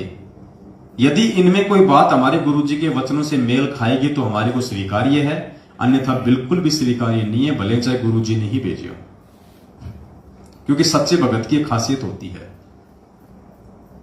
अब उस वायलिन या वो जो शिकारी जो वो धुन प्रकट करता है, उससे अच्छी अच्छी धुन तो और भी होती है, बहुत ज्यादा होती है। वो हिरण उनके ऊपर आसक्त नहीं होता, वो ध्यान ही नहीं देता उस तरफ वो हिरण कि कौन भोग रहा है। लेकिन जब उसको अपने सतगुरु वाली वो धुन जब उसको सुनाई देगी तो फिर वो जो है मतलब विवश हो जाता है, वहां पे उसको ब्लाइंड फेथ करना पड़ता है। तो पुण्यात्माओं, संगत ने आज क्या किया पिछले 7 वर्षों से, ये पीले पर्ची रूपी मीठी मीठी धुन, ये फर्जी लेटर रूपी मीठी मीठी धुन, ये नकली ऑडियो रूपी मीठी मीठी धुन आप लोगों को काल भगवान की प्रेरणा से ये मैनेजमेंट सुना रहा है, और आप लोग इन पे आसक्त हो रहे हो।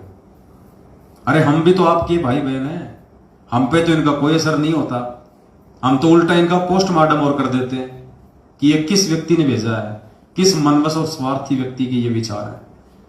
27 साल से भगवान के विचार सुन के कि हम इतना भी निर्णय नहीं कर सकते कि हमारे गुरुजी ने हमें क्या वचन कहे, हमारे गुरुजी ने भक्ति मार्ग पे हमारे को किस प्रकार से चलने के लिए आदेशित किया है, कि हम इतना भी नहीं जान सकते। साल भर तक टीचर ने पढ़ाया भारत की राजधानी नई दिल्ली, भारत की राजधानी नई दिल्ली, और जब परीक्षा का समय आया और उसमें कोई कहता कि बेटा भारत की राजधानी पंजाब, तो कोई मूर्ख व्यक्ति पंजाब लिखेगा, समझदार नहीं लिखेगा। तो कोई मूर्ख व्यक्ति होगा जो इन पीले पर्चों को गुरुजी का आदेश मान के इस राजनीति का हिस्सा बनेगा और अपने कर्म फोड़ेगा। तो ये जो मिर्गा वाली जो भूमिका है, ये पुण्यात्माओं साथ संगति से जुड़ के सत्सेवक भाई बहन निभा रहे हैं, क्योंकि उन्हें अपने परमात्मा का जो शब्द है, जो परमात्मा की जो वाणी है, परमात्मा की जो धुन है, वो उन्हें याद है। हम केवल अपने परमेश्वर के वचनों पे आकर्षित होते हैं, किसी दूसरे के वचनों पे आकर्षित नहीं होते जो परमात्मा के ज्ञान से मेल ना खाए। तो मालिक कहते हैं जैसे मृगा शब्द स्नेही, शब्द सुनन को जाई, शब्द सुने और प्राण दान दे, तनिक नहीं बिराई, गुरु से लगन कठिन है भाई।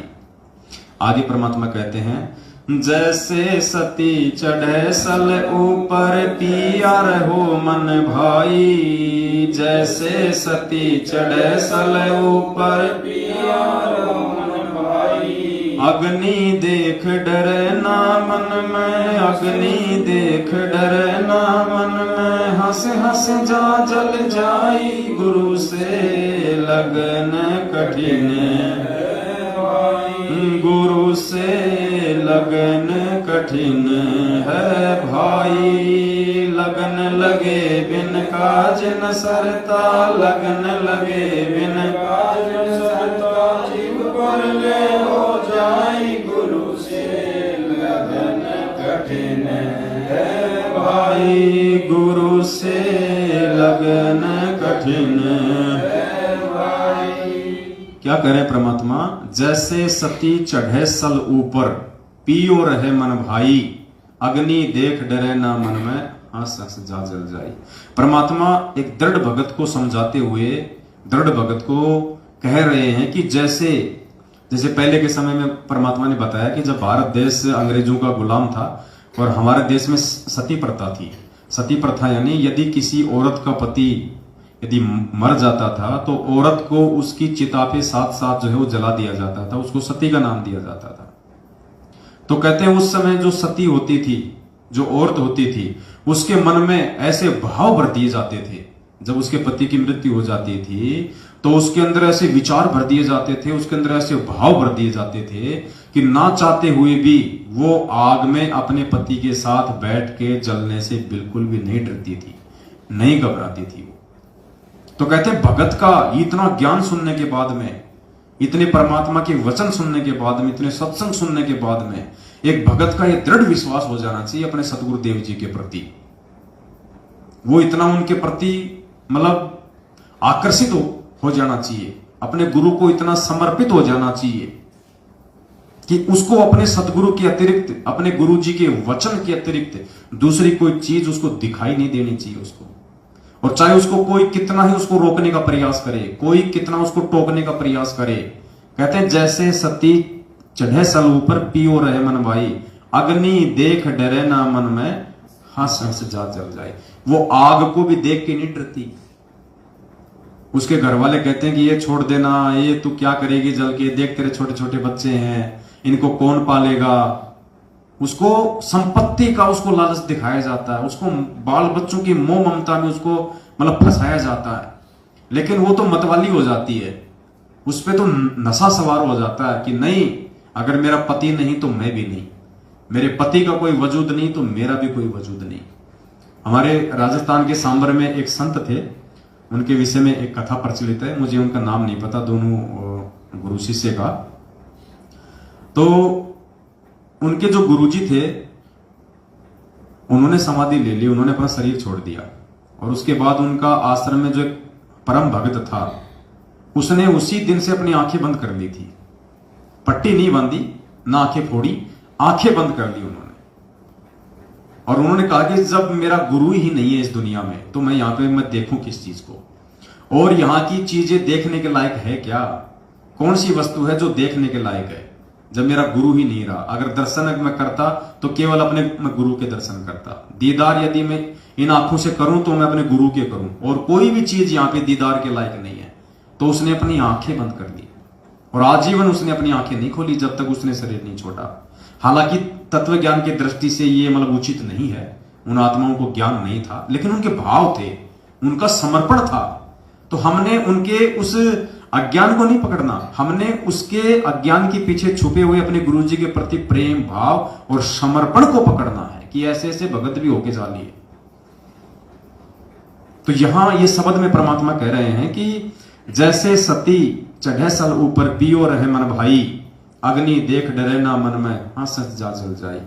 उसको कितना लोभ लालच स्वार्थ उसको दिखाया जाता, उसको डराया जाता, उसको धमकाया जाता है, लेकिन वो अपने सतगुरु के प्रति इतनी ज्यादा आसक्त हो जाती है, इतनी ज्यादा समर्पित हो जाती है, इतनी ज्यादा मतवाली हो जाती है, उसको दुनिया में फिर कोई दूसरी बकवाद उसको दिखाई नहीं देती। तो सच्चे भगत की तरफ परमात्मा यहां पे इशारा कर रहे हैं। वो सती समझो, सच्चा भगत सत्सेवक, जब ये ज्ञान हो जाएगा कि धरती पे मेरा गुरु ही पूर्ण परमात्मा है, उसके बाद पुण्यात्माओं काल चाहे उसको कितना ही तोड़ने और मरोड़ने का प्रयास क्यों ना करे, चाहे काल उसको दूसरे नकली संतों और पंथों में जाने के लिए किन्हीं नकली संतों पंथों और उनके चेलों को चाहे निमित्त क्यों ना बनाए एक भगत को तोड़ने के लिए कि तेरे गुरुजी को मूल ज्ञान नहीं है, तेरे गुरुजी के पास तो खाली पवित्र ज्ञान है, तेरे गुरु के पास में सार नाम नहीं है, सार शब्द नहीं है, तेरा गुरु तो जेल में बैठा हुआ है, तू तो मर जाएगा उसके आने से पहले, उनको तो डबल डबल जो है उम्र कैद हो रही है। तो ये तो हुआ काल भगवान के द्वारा जगत वाली विधि से हमारे को तोड़ने का प्रयास। तो कहते हैं जो सच्चा भगत होगा, जो परमात्मा का जो पक्का भगत होगा, जो दृढ़ भगत होगा, उसके तो कान के ऊपर जू भी नहीं रहेंगे उस सती की तरह। और दूसरा काल का दाव होता है संगत में से ही तोड़ने का। जैसे काल ने इस मैनेजमेंट को निमित्त बना दिया, ये रोज पीले पर्चों के माध्यम से हमारे को तोड़ने का प्रयास करता है, हमारी मर्यादाओं को खंडित करवाने का प्रयास करता है। ये रोज नकली ऑडियो फर्जी लेटर के माध्यम से भक्तों की मर्यादा तोड़वाने का प्रयास करता है। भक्तों को गुरुद्रोही के नाम पे डराया जाता है, धमकाया जाता है। भक्तों के घरों में जा जाके ये लोग पिटाई करते हैं। क्यों? काल का दबाव ऊपर से कि साम दाम दंड भेद, कोई भी घटिया नीति अपनाओ, मेरा आहार मेरे पास भेजो, इनकी मर्यादा तोड़ाओ। एक बार मर्यादा टूटी नहीं और वो भगत सतगुरु से दूर हुआ नहीं, उसके बाद काल इसको मार के अगले जन्म इसको गधा बना के छोड़ देगा, फिर कोई टेंशन नहीं उसको। तो पुण्यात्माओं, इस प्रकार हमने उस सती की जैसी भूमिका निभानी है भक्ति मार्ग पे अपने सतगुरु के प्रति। जैसे वो अपने पिया के प्रति इतनी मतवाली हो जाती है, उससे अपने बच्चों का भी मोह दिखाई नहीं देता।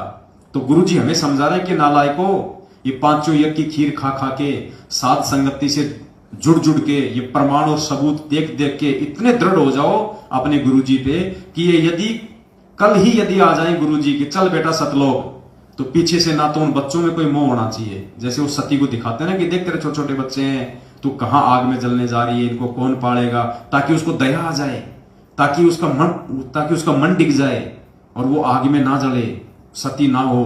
लेकिन वो नहीं सुनती किसी की, नहीं मानती।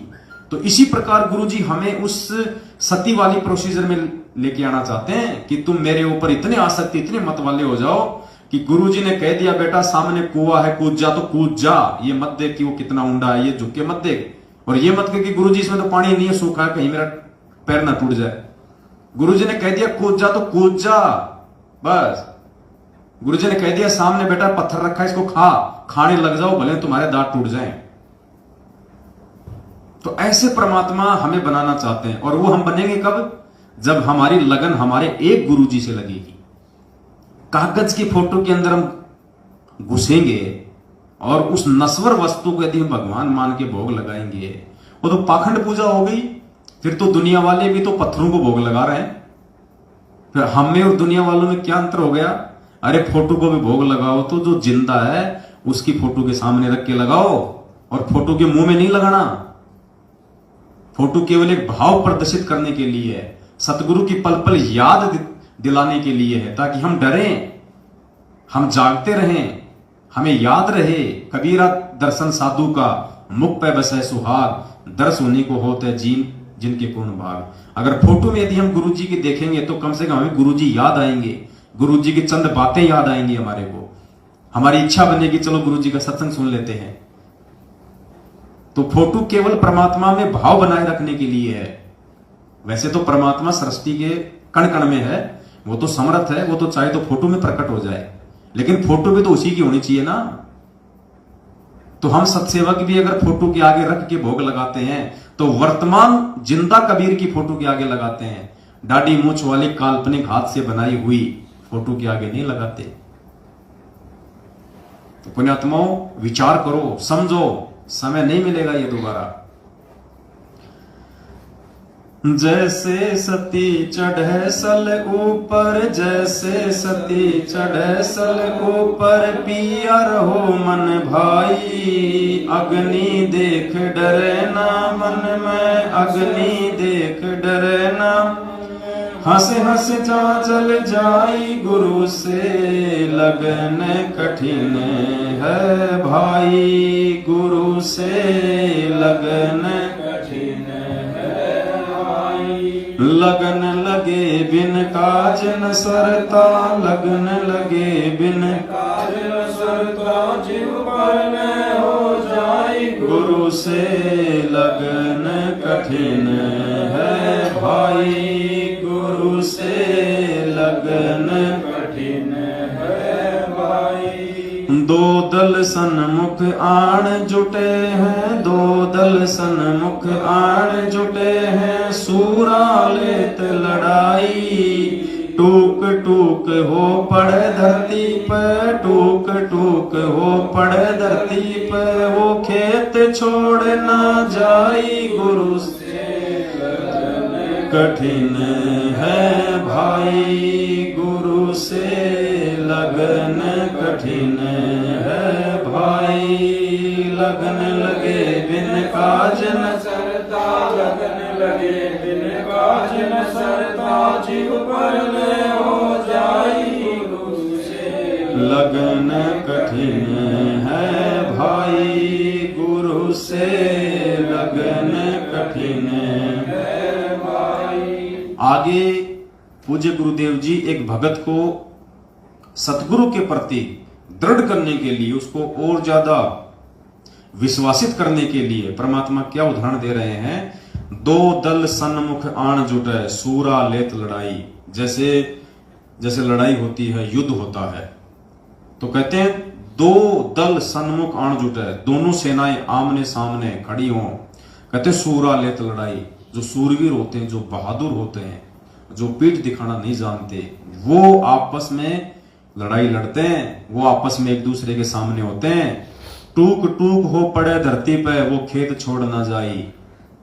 चाहे उनके शरीर के टुकड़े टुकड़े हो जाएं, लेकिन वो मैदान छोड़ के नहीं भगते। तब जाके वो सूरवीर की वो गति को प्राप्त होते हैं, वो शहीद का वो दर्जा प्राप्त करते हैं।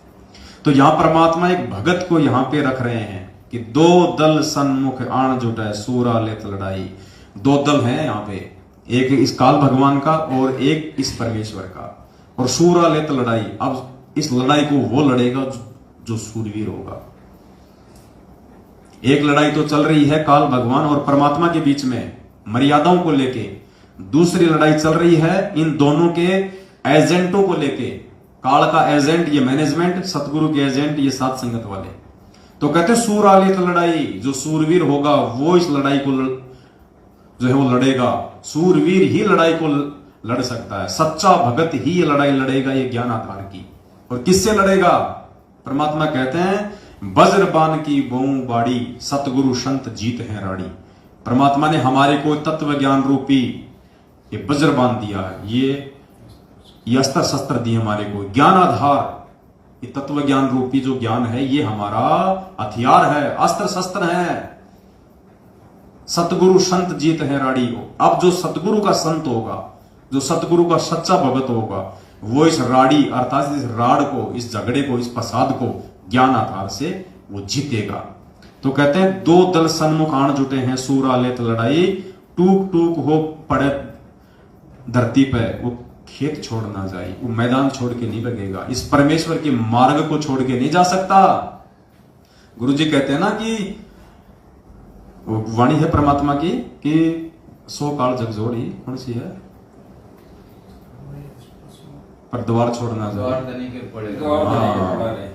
गुरुदेव कहते हैं द्वार धनी के पड़ा रहे, चाहे धक्के धनी के खा, सो काल जग जोड़ ही पर द्वार छोड़ ना जाए। तो ये परमात्मा का द्वार, ये परमात्मा का ये रण क्षेत्र है, ये भक्ति मार्ग जो है, जो सतगुरु रामपाल जी भगवान ने हमारे को जो एक सेना के रूप में खड़े किया है, विश्वास करके हमारे को परमात्मा ने काल भगवान की सेना के सामने जो खड़े कर दिया, हमारे को तत्व ज्ञान रूपी अस्त्र शस्त्र देके हमको भगत बना के एक सैनिक के रूप में परमात्मा ने इस युद्ध मैदान में, इस आध्यात्मिक महाभारत में हमारे को परमात्मा ने आज लाखों भक्तों को जो है वो खड़ा कर दिया।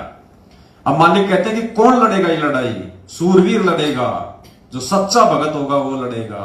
टूक टूक हो पड़े धरती पे पर खेत छोड़ ना जाई।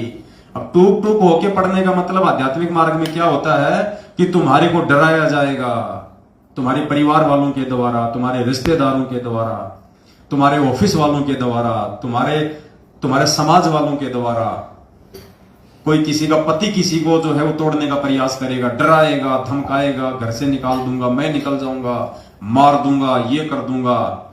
तो कहते हैं जो सच्चा भगत होता है, जो सूरवीर होता है, जो सतगुरु का, कहते हैं टूक टूक हो पड़े धरती पे, यानी वो सारे संघर्ष सहन करेगा, हर किसी के कुबोल वचन सुनेगा, किसी का कोई प्रत्युत्तर नहीं देगा। क्योंकि पुण्यात्मा के सत्संग में परमात्मा ने बताया कि भक्ति मार्ग में सूरवीर वो होता है जो सहन करता है। जैसे जगत की दृष्टि में तो सूरवीर उसको कहते हैं जो 20-30 को मार दे, उसको कहते हैं सूरवीर। लेकिन आध्यात्मिक दृष्टि में सूरवीर वो होता है जो किसी का मर्डर नहीं करता, किसी को दुखी नहीं करता, किसी को सताता नहीं है। सूरवीर वो होता है जो सहन करता है, जो संघर्ष करता है, उसको भक्ति मार्ग में सूरवीर कहते हैं। तो हमने परमात्मा के सूरवीर बनना है। मालिक ने हमारे को काल भगवान के एजेंटों के सामने, चाहे वो जगत वाले हों, दूसरे पंथ वाले हों, चाहे मैनेजमेंट वाले हों, हम सत्सेवकों को भगवान ने तत्व ज्ञान रूपी या अस्त्र शस्त्र देके इस महाभारत, इस धर्म युद्ध में खड़ा कर दिया, सात संगति वाले मैदान में। अब परमात्मा कहते हैं कि बच्चों टूट मत जाना, टूक टूक हो पड़े धरती पे, चाहे कोई कितना ही तोड़ने का प्रयास करें, ये कितना ही सात संगतियों में आके हमारे को रोकने का प्रयास करें, तोड़ने का प्रयास करें, पुलिस प्रशासन को लाके हमारे को डराने धमकाने का प्रयास करें, परमात्मा कहते हैं जो सूरवीर होगा वो टूटता नहीं है। कोई बात नहीं भाई, तुम तुम्हारा काम करो, हम हमारा काम करेंगे। तुम्हारे को तुम्हारे फादर काल भगवान ने जो जिम्मेदारी दी है तुम निभाओ, हमारे को हमारे पूज्य गुरुदेव जी ने जो जिम्मेदारी दी है हम उसको निभाएंगे। हमें लड़ना नहीं, हमें झगड़ना नहीं, हमें किसी के प्रति मन में कोई बुरा भी नहीं सोचना। हमने वो करना है जो गुरुजी चाहते हैं। बस हमें विश्वास रखना है अपने गुरुदेव के ऊपर और हमने निरंतर आगे बढ़ना है। अपनी सावधानी रखो और सात संगतियों में आगे बढ़ते रहो। ये आमने सामने की लड़ाई नहीं है, ये पृथ्वीराज चौहान और मोहम्मद गोरी वाली आमने सामने की लड़ाई नहीं है। ये लड़ाई ज्ञान आधार की है। हमने अपना बचाव भी रखना है, परमात्मा के मिशन को भी आगे बढ़ाना है और भाई बहनों को भी समझाना है। तो हमने 2 कदम पीछे हटके चलना है, प्यार प्रेम के साथ में चलना है, समझदारी के साथ में चलना है। जल्दबाजी नहीं दिखानी। यहाँ पे मारकाट का मार्ग नहीं है, ये बदनामी अपने ही बाप की होगी, क्योंकि काल ने अपने भाइयों को सामने अपने एजेंट के रूप में खड़ा कर दिया। अब बताइए, हम लड़े तो हम किससे लड़े, विरोध करें तो हम किससे करें, अगर बुरा सोचे तो हम किसका सोचें, श्राप दें तो हम किसको दें? हमारे भाई सामने, उनकी बुद्धि अभी नादान है, वो काल प्रेरित है, वो समझ नहीं पा रहे, आगे चल के रोएंगे पछताएंगे, बात अलग है। लेकिन हमें तो भगवान ने समझदार बना दिया ना, तो हमने तो परमात्मा को प्रसन्न करना है। इनका भी किसी प्रकार से कोई नुकसान ना हो, हमने भरकस ये प्रयास करना है। हम 2 कदम पीछे हट जाएं, कोई दिक्कत नहीं है। शेर यदि 2 कदम पीछे हटता है तो वो डरता नहीं है, वो शिकार पे अपनी मजबूत और ज्यादा अपनी पकड़ को और ज्यादा मजबूत करने के लिए कि 2 कदम पीछे होकर फिर छलांग मारता हो। तो जब ये सात संगति में आवे, कोई ऐसी दिक्कत हो जाए, ये पुलिस प्रशासन को ले आवे, ये खुद भी एक नंबर के ये गुंडे हैं, आपको पता ही है, ये भी लेके लठा जाते हैं, भक्तों को गाली गलौज मारने लग जाते हैं। 2 कदम पीछे हट जाओ, हाथ जोड़ दो, ठीक है भाई साहब, मार खा लेंगे कोई दिक्कत नहीं, गालियां खा लो, गाली खाने से कोई जो है वो फुंसियां नहीं होती है, कोई बात नहीं है। हम फिर एक नई सात संगति करेंगे, फिर 10, 15, 20 दिन बाद किसी भगत भाई बहन के घर पे करेंगे। तो हमने इस प्रकार से प्यार प्रेम से आगे बढ़ना है। और जब कल को इनकी भांग का नशा उतरेगा ना, फिर देखना पुण्यात्माओं, ये लोग मैनेजमेंट वाले, ये गुरु जी का भाई, ये गुरुजी की बेटा बेटी, ये गुरुजी की पत्नी, ये तुम्हारे कोऑर्डिनेटर नामदान वाले, तुम लोगों से नजर मिलाते समय भी इनकी गुद्दी नीचे रहेगी, इनकी गर्दन कि इनको क्या जवाब दें हम। हमने इनके साथ में इतनी जातियां करी हैं, हमने इनको इतना जो है वो भला बुरा कहा, और तो और हमने पुलिस प्रशासन से भी हमने इनको डराने का प्रयास किया। कल को इन लोगों की गर्दन नीची रहेगी यूं हम सत्सेवकों के सामने, ये लोग बोलने के लायक नहीं रहेंगे। तो हमने हर प्रकार से मर्यादा में रहना है, हमने गुरुजी को प्रसन्न करना है। हमने यदि इन पे हाथ उठा दिया गलती से भी, पुण्यात्मा वो कर्म का फल भोगना पड़ेगा। हम चाहे कितने अच्छे बन के रह रहे हैं, कितने मर्यादा में, अगर हमने मर्यादा तोड़ी तो मर्यादा टूटने वाला जो कर्म है वो हमने भोगना पड़ेगा। ये विधान है यहाँ का, अच्छे का अच्छा मिलेगा और बुरे का बुरा मिलेगा। तो वही बात है पुण्यात्माओं, अब तो थोड़ा सा ही समय ये शेष रहा है। परमात्मा एक सत्संग में हमारे को सुनाते हैं, वो वाणी मुझे ध्यान नहीं है। कोई नेट चल रहा है क्या किसी का? एक सेकंड, आपका वाईफाई चल रहा है? नहीं चल रहा, बंद है। वापस चालू कर, हॉटस्पॉट चालू कर दो। आ ही नहीं रहा, कोई भी नहीं आ रहा।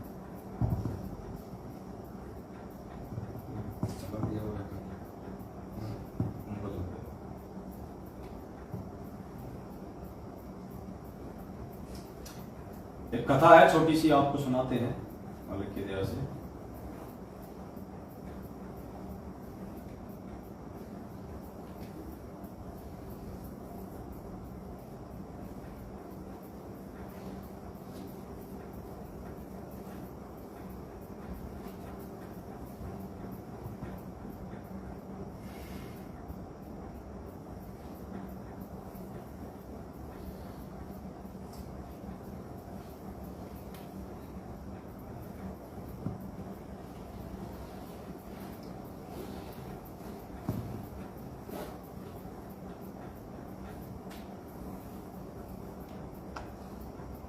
एक कथा है पुण्यात्माओं,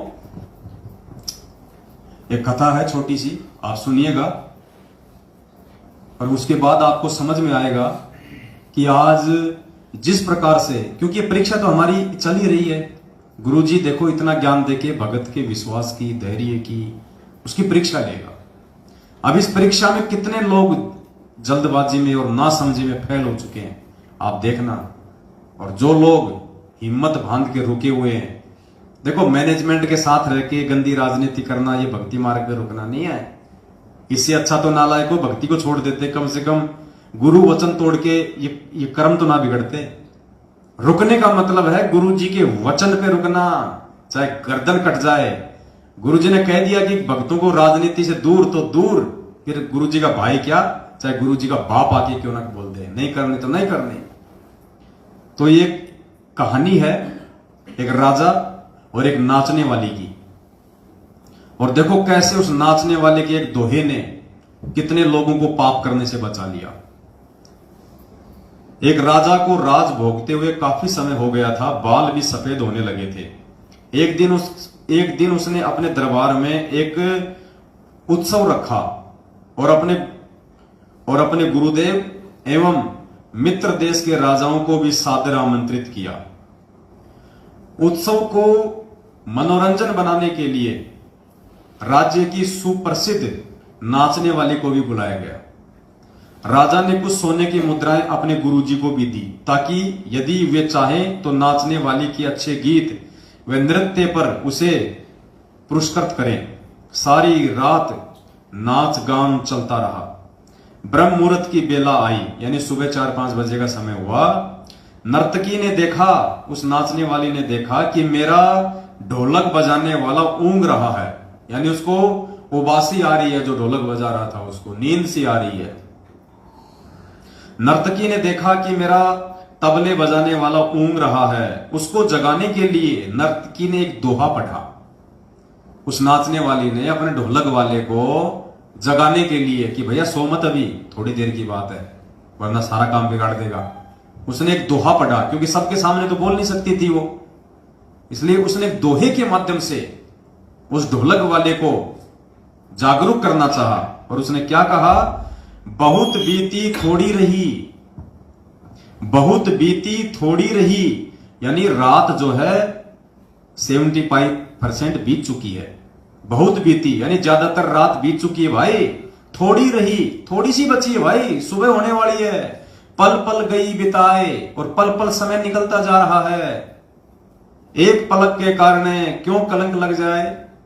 अरे एक पल के कारण, जब तूने पूरी रात ढोलक बजाया, अब थोड़े से समय के लिए क्या सो रहा है, क्या ऊँग रहा है, इस एक पल के कारण थोड़े से, क्योंकि 5 बजे तो आरती हो ही जाया करती थी पहले गांव में। जब माता जी का जागरण होता था 11 बजे तो वो मिस्त्री लेके बैठा करते थे, तबले बजाते थे, 1-2 महाभारत की या रूप बसंत की कहानी सुनाया करते थे।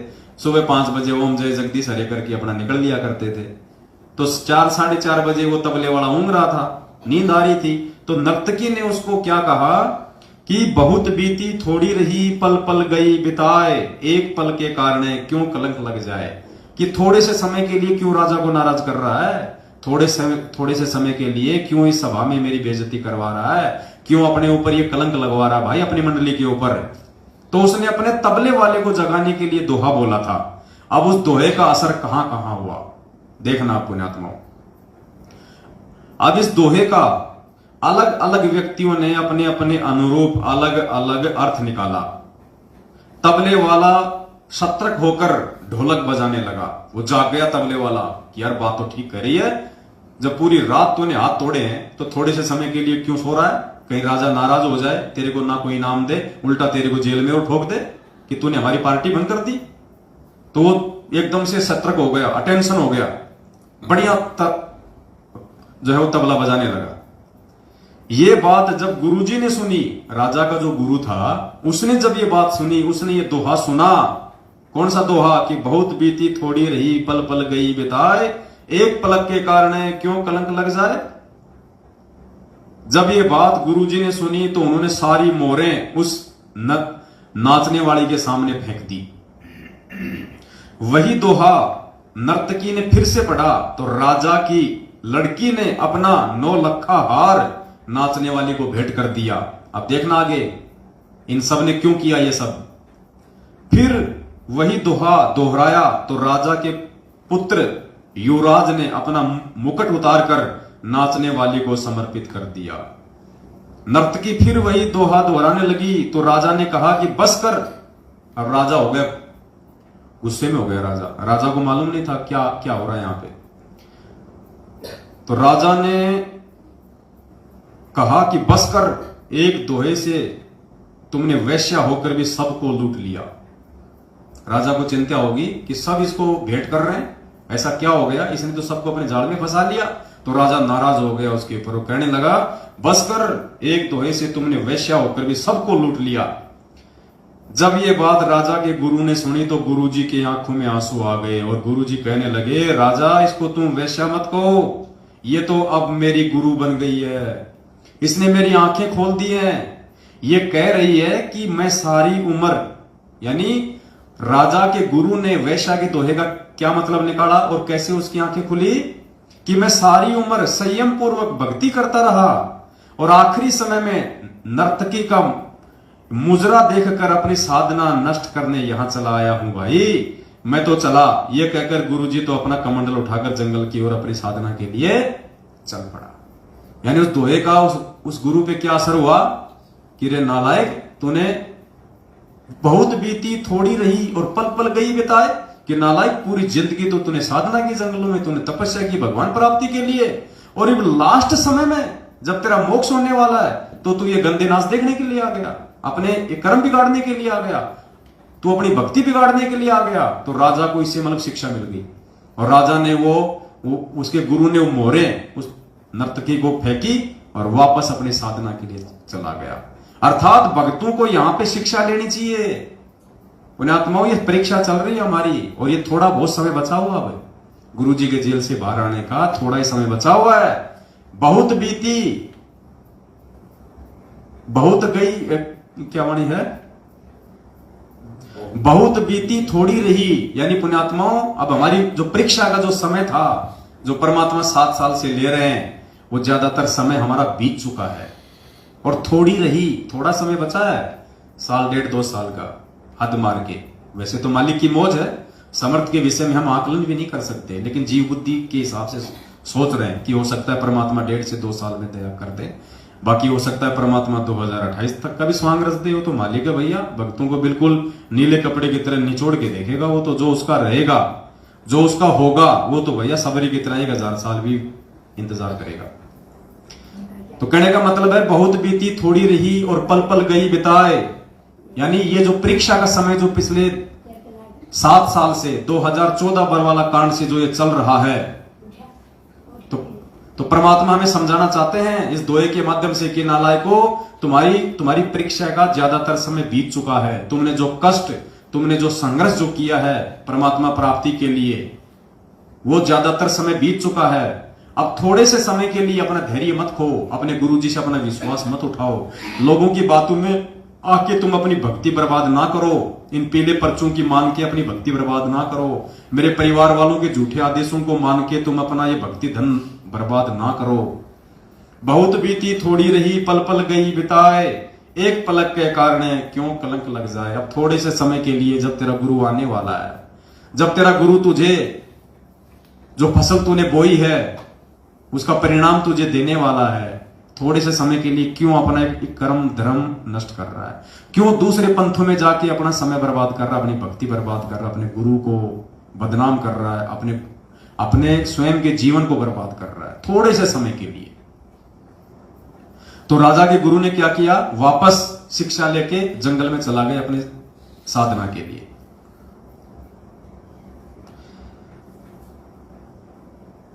राजा की लड़की ने कहा कि पिताजी मैं जवान हो गई हूं। अब राजा की लड़की को क्या शिक्षा मिली, राजा की लड़की ने अपना 9 लाख रुपए का हार उस वेश्या को क्यों दिया।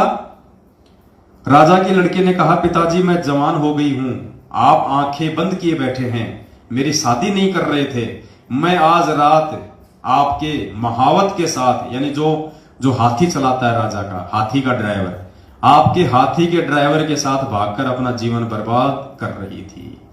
लेकिन इस नाचने वाली ने मुझे सुमति दी, मुझे सद्बुद्धि दी कि जल्दबाजी मत कर, कभी तो तेरी शादी होगी, क्यों अपने पिता को कलंकित करने पे तुली हुई है। तो उस लड़की ने इस दोहे का ये अर्थ निकाला कि नालायक, शादी तो राजा तेरी करेगा आज, नहीं तो 2 दिन बाद में कर देगा, तू क्यों फालतू में नौकर के साथ भग के अपने पिता को ये कलंकित कर रही है। तो परमात्मा भक्तों को समझा रहे हैं कि नालायको, बड़ी मुश्किल से भगवान मिला है, ज्यादातर समय तुमने संघर्ष किया बरवाला कांड के बाद में, इतना तुमने सहन किया, घर वालों की डांट सहन की, रिश्तेदारों की डांट सहन की, हर प्रकार से तुम मर्यादा में रहे, तुमने 100 प्रकार के तुमने संघर्ष किए, और अब थोड़े से समय के लिए अविश्वास करके काल प्रेरणा से क्यों अपने गुरुजी को जो है वो कलंकित कर रहे हो, क्यों परमात्मा की बदनामी का कारण बन रहे हो, क्यों वापस तुम नरक की तरफ दौड़ रहे हो। तो राजा की लड़की ने इसका ये निकाला अर्थ। युवराज, राजा का लड़का, उसने क्यों अपना मुकुट उतार के उसके चरणों में रख दिया।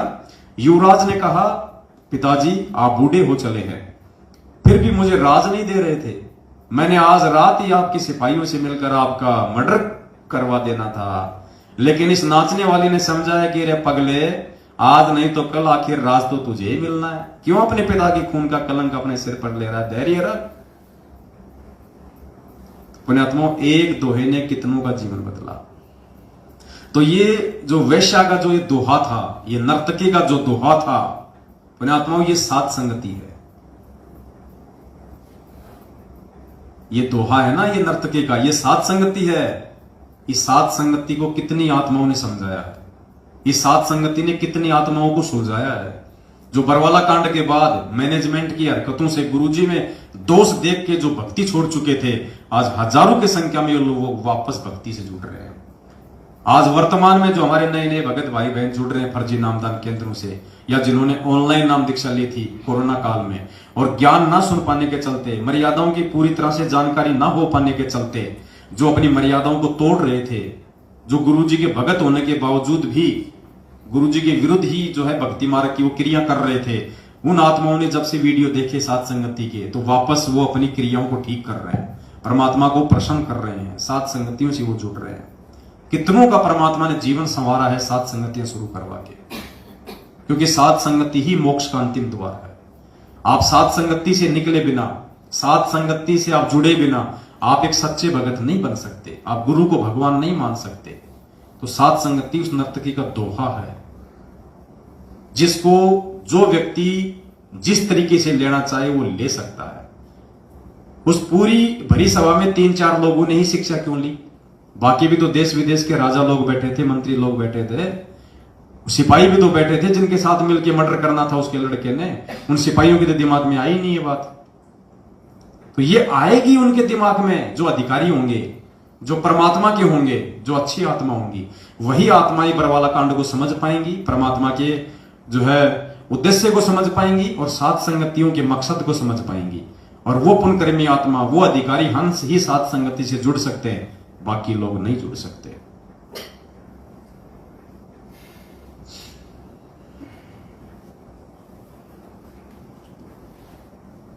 तो क्या बताया?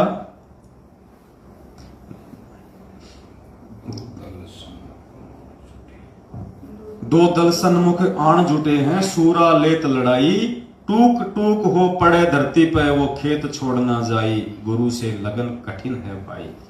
तो कोई सूरवीर भगत होगा जो सतगुरु रामपाल जी भगवान के हिसार जेल से बाहर आने तक इस भक्ति रूपी मैदान में मर्यादाओं के साथ में डटा रहेगा।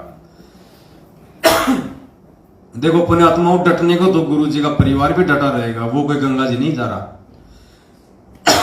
लेकिन यहां बात हो रही है मर्यादाओं के साथ में डटने की। डटने को तो लाखों की संगत भी यही रहेगी। आज ये नहीं जा रही कोई काल भगवान के साथ में, सारे एक साथ नहीं जा रहे।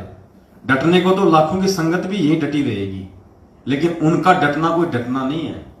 डटना उसका है जो मर्यादाओं के साथ में डटे, क्योंकि संघर्ष का सामना उसको करना पड़ेगा जो मर्यादाओं में रहेगा। जो मर्यादा तोड़ेगा उसको संघर्ष नहीं करना पड़ता भक्ति पे। वो तो जगत वालों के साथ मिलके जगत वाले काम कर लेगा, भक्तों के साथ मिलके भक्ति वाले काम कर लेगा।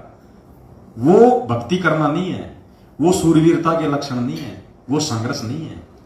संघर्ष है गुरु जी के वचन पे तुम्हारे सामने एक सारनाम रूपी, एक फर्जी सारनाम रूपी रोटी का टुकड़ा फेंक दिया और लाखों कुत्ते दौड़ पड़े एक टुकड़े पे। बताओ, मालिक का कोई आता पता ही नहीं। अब पता नहीं उस रोटी के टुकड़े के बहाने कोई मांस का टुकड़ा डाल रहा है या कोई क्या डाल रहा है। लाखों लोग दौड़ पड़े बस उस टुकड़े को देख के। अरे भगवान पे विश्वास किया होता, गुरु जी पे विश्वास रखना चाहिए था कि सार नाम लेंगे तो हम हमारे गुरु जी से लेंगे। कहां तुमने विश्वास किया?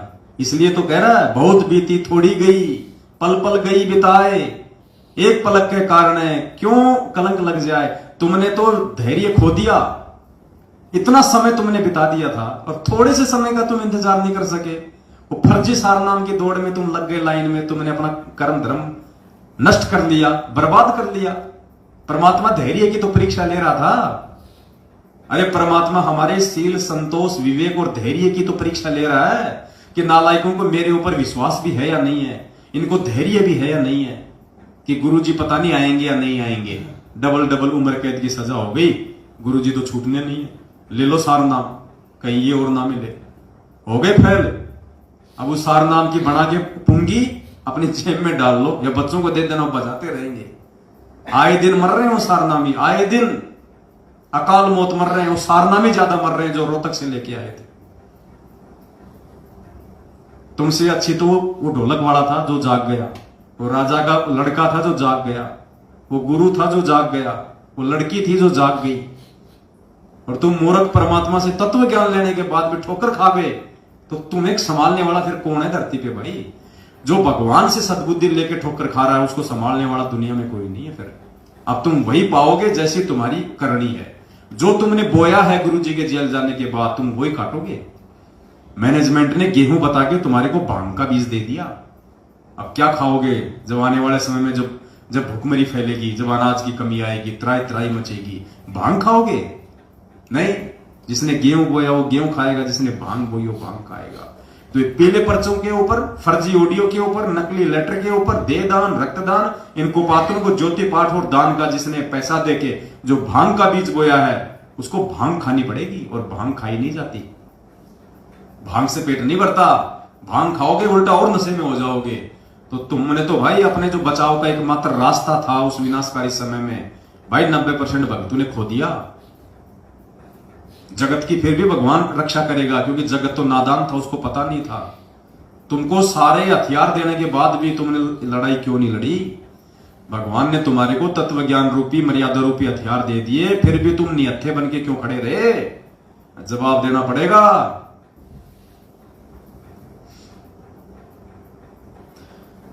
छोड़ो तन अपने की आशा, निर्भय हो गुण गाई। छोड़ो तन अपने की आशा, निर्भय हो गुण गाई। कहत कबीर सुनो भय साधो, नहीं तो जन्म जात नसाई। गुरु से लगन कठिन है भाई, गुरु से लगन कठिन है भाई। लगन लगे बिन काज न सरता, लगन लगे बिन काज न सरता। जीव पर ले हो जाई, गुरु से लगन कठिन है भाई। गुरु से लगन कठिन है भाई।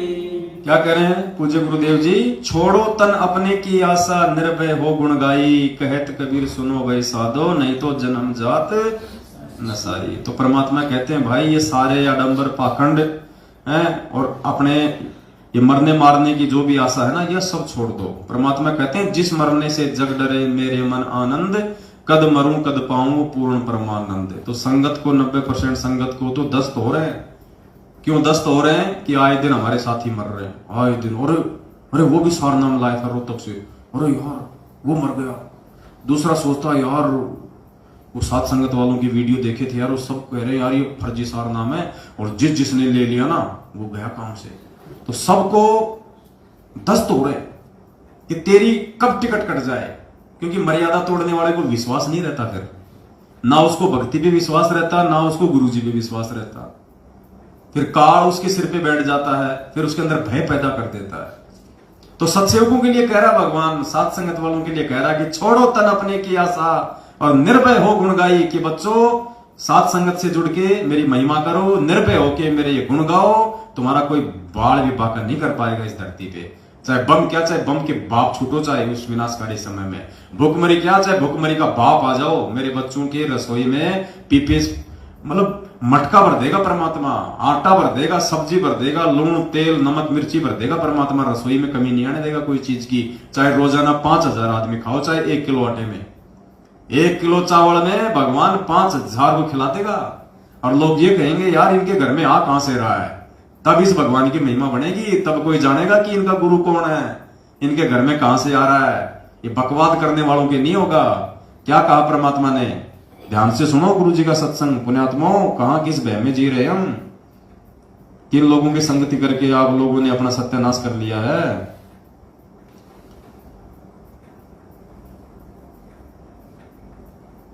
देखो क्या कह रहे हैं गुरु जी। परमात्मा अंतर्यामी उस विनाशकारी समय की एक झलक बता रहे हैं परमात्मा पहले ही। और क्या कह रहे हैं ध्यान से सुनना।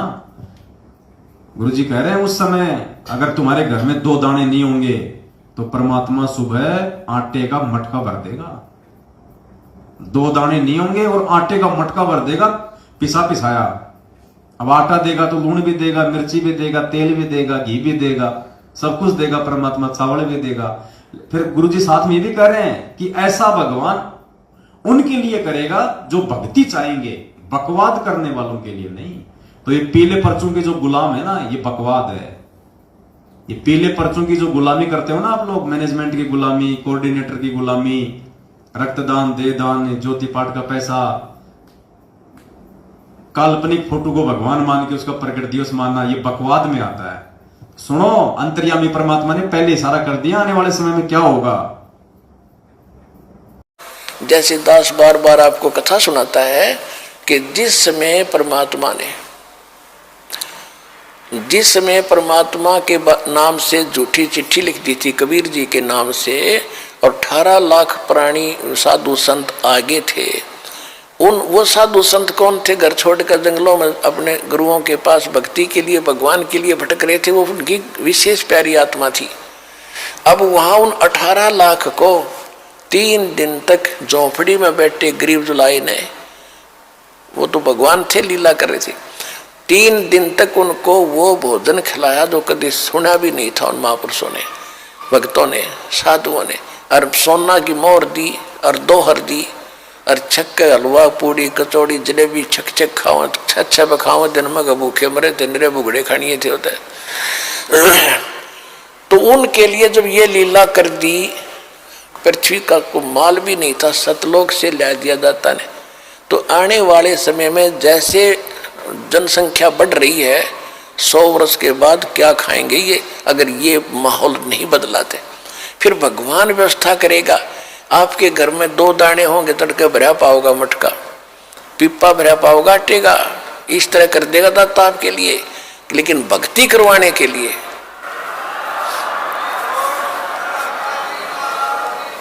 ये उनकी करेगा जो भक्ति करेंगे, और जो बकवाद चाहोगे वो अपना करते रहियो। ठीक है, जैसा भक्ति भजन करेंगे उनका लाभ मिल जाएगा, लेकिन वो समस्याएं खड़ी रह जाएंगी। तो ये चमत्कार गुरुजी कह रहे हैं कि परमात्मा उनके लिए करेगा जो भक्ति चाहेंगे, जो बकवाद चाहेंगे उनके लिए नहीं। वो बकवाद करते रहो अपन, फिर जैसा उनका संस्कार है वैसा ही उनको मिलेगा। सुख तो सुख, दुख तो दुख, मृत्यु तो मृत्यु, जीवन तो जीवन। पुण्यात्मा आज भक्ति कौन कर रहा है? परमात्मा आज भक्ति किससे करवा रहा है? सत्सेवकों से, सात संगत से जुड़े हुए भाई बहनों से। आज मर्यादाओं में कौन चल रहा है? सात संगत से जुड़े हुए भाई बहन। इन पीले पर्चों को अपना गुरु मान के कौन नहीं चल रहा? हम सत्सेवक नहीं चल रहे। ये बकवाद है, ये भक्ति मार्ग में नहीं है। ऐसे आंख बंद करके कागज के टुकड़े पे तुम विश्वास करके कि ये गुरुजी का आदेश है। काल ऐसे ठगेगा, त्रिकुटी पे ऐसे ठगेगा, वहां भी तुम ऐसे ही अंधा विश्वास करोगे। एक दिन में गुरुजी कहते हैं तुम कोई मास्टर नहीं बन जाओगे, यहाँ पे रिहर्सल हो रही है। आज यदि तुम इतना ज्ञान लेके अंधे होके और एक कागज के टुकड़े पे विश्वास कर रहे हो कि गुरुजी का आदेश है, कल को ये काल तुम्हारा कोऑर्डिनेटर बन के खड़ा हो जाएगा वहां और बोल देगा पीला पर्चा आ गया, गुरुजी का आदेश है, 2 साल बाद चलेंगे सतलोक, अभी नहीं चलेंगे। तुम क्या करोगे? मना ही नहीं कर सकते, वापस आओगे। क्यों? क्योंकि आज तुम्हारी वही रिहर्सल हो रही है। जब आज तुम विरोध नहीं कर रहे, आज तुम ज्ञान आधार से ये विवेचन नहीं कर रहे, तो कल को वहां जाने के बाद भी नहीं करोगे। क्योंकि गुरुजी कहते हैं जब शरीर छूटेगा ना तो मालूम थोड़ी चलेगा कि तुम मर गए, तुम त्रिकुटी पे जा रहे हो या तुम सत्संग में जा रहे हो। ऐसे सोचोगे मैं तो गुरुजी के सत्संग में जा रहा हूं, और सामने से आ गया आपका देशराज मान पहन के टोपी, वर्ल्ड कोऑर्डिनेटर। जब तुम छोटे छोटे कोऑर्डिनेटरों का आदेश मान रहे हो तो बड़े के तो मानोगे, और काल उसी का रूप बना के खड़ा हो जाएगा, बोला चलो आदेश हो गया गुरुजी का, 2 साल बाद आएगा विमान तब चलेंगे। 2 साल में तो काल तुम्हारे को गधा बना के छोड़ देगा।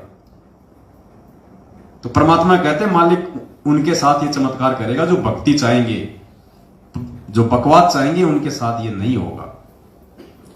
तो पुण्यात्माओं, बस ये छोटा सा एक संदेश था जो परमात्मा ने प्रेरणा की। तो सभी भाई बहनों ने मिल बैठ के आप जीव के साथ एक छोटी सी सत्संगति कर ली। आगे भी परमात्मा समय देते रहेंगे, मौका देते रहेंगे, दया बख्शते रहेंगे। तो हम सभी भाई बहन आपस में मिलके छोटी छोटी ये ज्ञान गोष्ठियां, क्योंकि देखो परमात्मा के वचन के अनुसार आने वाले समय में ऐसा ही होना है। देखो जो मैनेजमेंट वाले भाई बहन ना, वो तो बहुत पीछे छूट गए। तुम तो हमें जिंदगी में नहीं पकड़ पाओगे।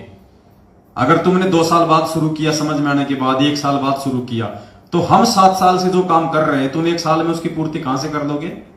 तो तुम तो बहुत पीछे रह गए भाई लोगों, तुम तो बहुत पीछे रह गए। और सौभाग्यशाली है वो आत्मा जो कई वर्षों से साथ संगतियों से जो जुड़ी हुई है, एक रस। बाकी तो लोग आंधी की तरह आते हैं, 4 दिन बाद तूफान की तरह भाग जाते। वो सोचते हैं वहां तो कोई पद मिलेगा, यहां कोई पदवाद नहीं मिलता भाई। यहां तो अगर भगत बन के रहना है, दास बन के रहना तो रहो। यहां कोई कोऑर्डिनेटर, कोई संभागीय कोऑर्डिनेटर, कोई सेवादार, कोई ये नहीं है।